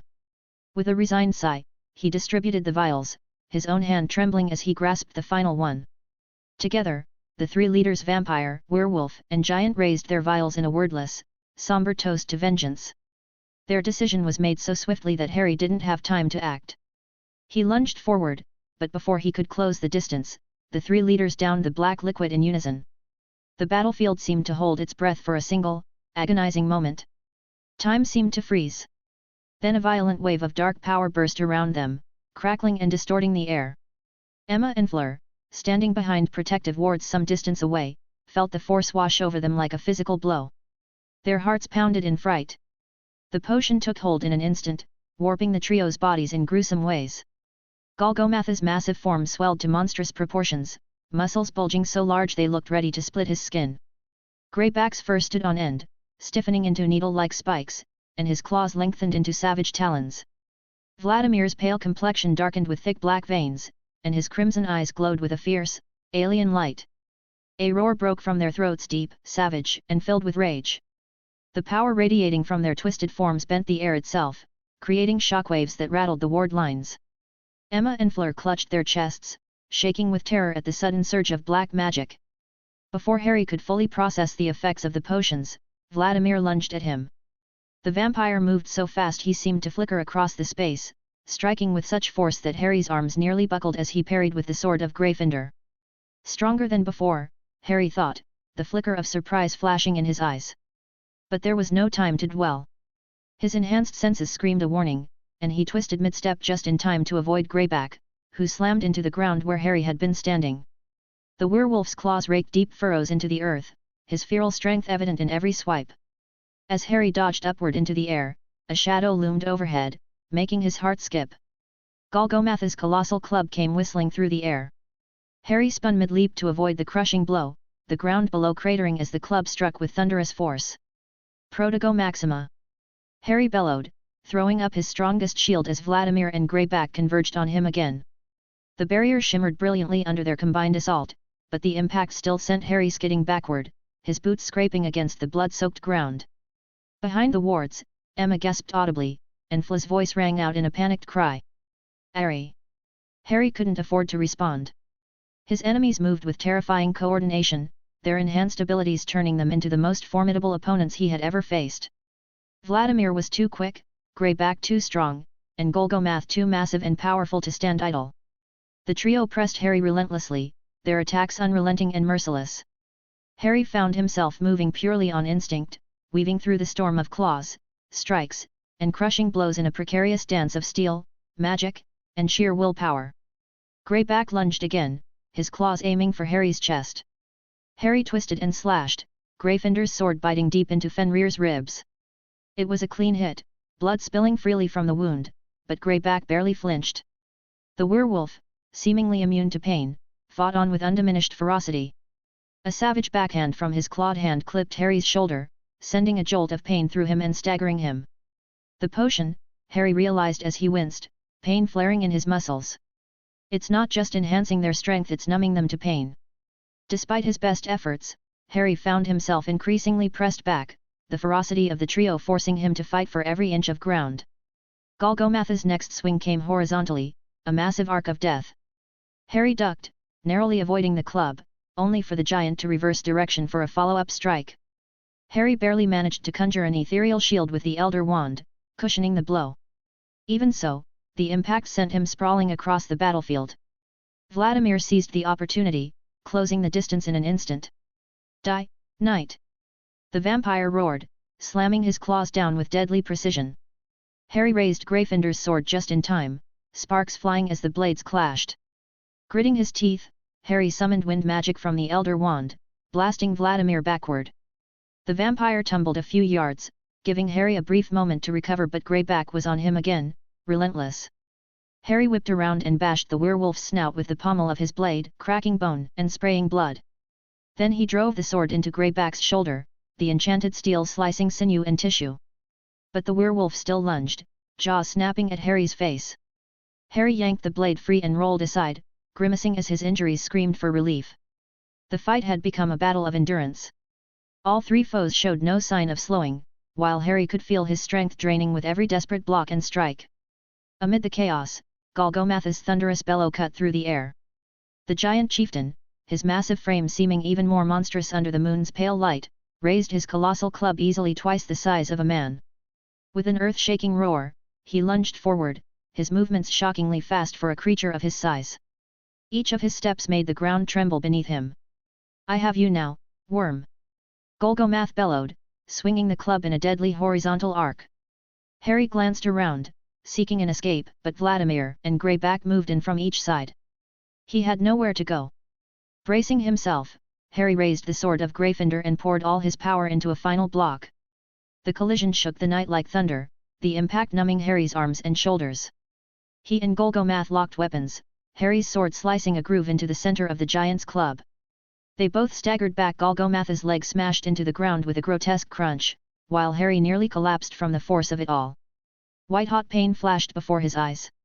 Suddenly, Harry felt the sharp sting of claws raking across his lower back. Greyback had circled behind him, his talons tearing through fabric and skin with lethal precision. Acting on instinct, Harry raised the Elder Wand, a bolt of magical lightning surging forth in retaliation. The curse blasted the werewolf off him, charring fur and flesh. Greyback snarled but refused to stay down. Vladimir rushed in next, aiming a lethal strike at Harry's chest. Harry angled his sword, and Vladimir's clawed hand impaled itself on the blade. Though impaled, the vampire used his own injury to keep Harry trapped. He kicked Harry in the ribs, breaking something as Harry soared across the battlefield and slammed onto his back. Coughing blood, Harry stared at the sky, pain tearing through every limb. This is bad, he thought bleakly, feeling the ground tremble under the monstrous trio's footsteps. Dark shapes loomed, eyes filled with hate. But a deep spark of willpower flared in his heart. I won't let it end like this. Gritting his teeth, Harry clutched the sword of Gryffindor and the Elder Wand, forcing himself upright. He trembled on unsteady legs, each breath stabbing his lungs like a knife. But he was still alive. Comment. 11 Comment. Vote. Chapter 350, Chapter 350, The Knight's Ascension. Harry's mask was cracked, his armor torn in several places, and blood trickled from numerous wounds. Every muscle in his body screamed in protest, each step a fresh reminder of the battle's brutal toll. Yet, as he faced the three monstrous leaders Golgomath, Greyback, and Vladimir, a deeper force awakened inside him. It was the knight within, rising in defiance to meet the ultimate challenge. Summoning every ounce of willpower, Harry let crackling lightning dance around his form. The air around him vibrated with raw magical energy, an almost tangible aura of power fueled by desperation and unwavering resolve. For the first time that night, he cast aside all restraint and unleashed the full extent of his abilities. A tense hush fell, snapping like a taut wire as Harry's damaged mask finally shattered. Fragments scattered onto the blood-stained earth, bearing his face bloodied yet unbroken to the moonlit battlefield. For a heartbeat, the three leaders froze, their eyes, already corrupted by the forbidden potion, widening further in stunned recognition. Potter! Vladimir spat, his voice torn between disbelief and rage. The knight has been you all along. Greyback's feral visage twisted into a new level of snarling contempt. The elder Potter? You've been interfering with our plans all year, and now you stand here as the knight who hunted us. What else are you hiding? Despite the pain coursing through him, Harry allowed a faint, confident smirk to curve his lips. His voice was steady, dangerous, even. I'll let you in on one more secret, he said. His tone dropped to a hushed warning. Look into my eyes. As Greyback and the others fixed their gaze upon him, Harry's green eyes shifted, glowing with a piercing, electric blue radiance.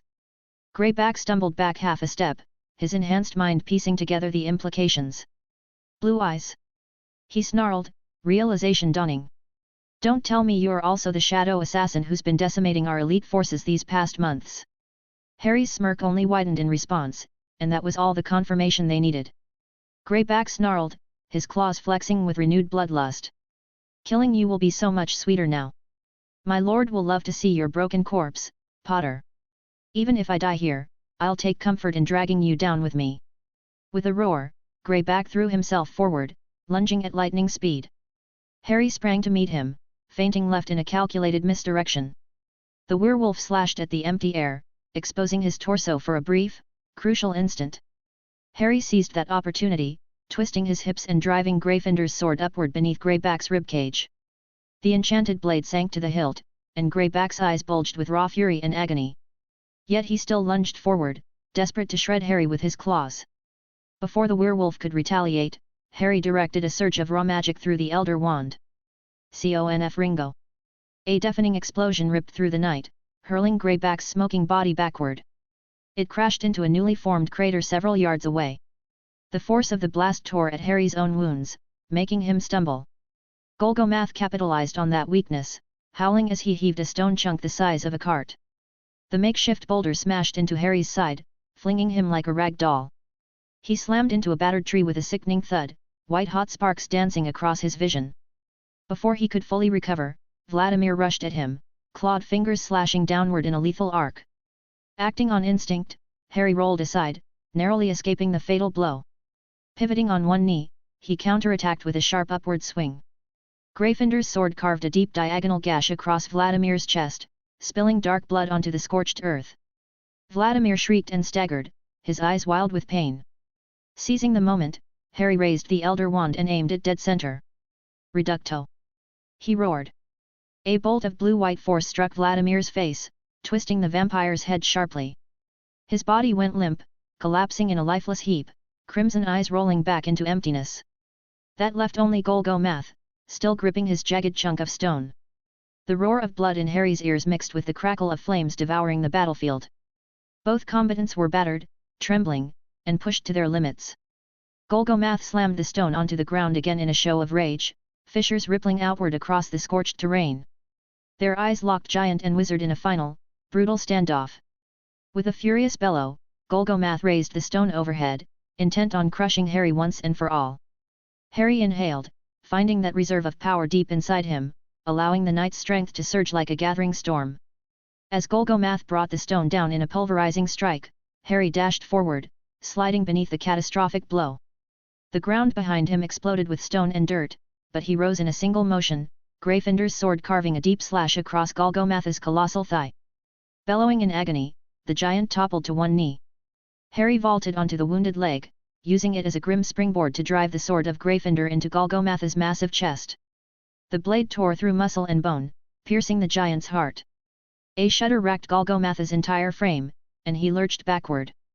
With a thunderous crash, his colossal body hit the ground, sending a quake through the area. Harry yanked the sword free at the last possible second, then stumbled back as Golgomath's lifeless form collapsed in a quaking heap of flesh and stone. Silence descended, broken only by the crackle of distant fires. The three dark leaders Greyback, Vladimir, and Golgomath lay motionless, their desperate gamble undone as the potion's effects finally wore off. What remained of their twisted bodies served as a grim warning that their final stand had failed. Harry, drenched in sweat and blood, sank to his knees. His limbs trembled, and cuts and claw marks peppered his battered flesh. Each breath felt like a knife raking across his ribs, but at last, the infernal onslaught was over. Watching from behind the wards, Emma and Fleur saw Golgomath fall. Their hearts thundered as they dashed past the protective barrier toward Harry. Yet before they could bridge the final yards, Harry's voice emerged harsh and labored. Stop, he gasped, half coughing on his own blood. Don't come any closer. They froze, shock and concern etched into their features. Harry pressed a quivering hand to his chest, feeling the last dregs of adrenaline drain from his body. A new, spiraling warmth replaced that surge of battle lust. Beneath his pain, something within him began to stir and expand. The knight within him roared in silent triumph, demanding its due. The time had come for his ascension. Thanks for listening.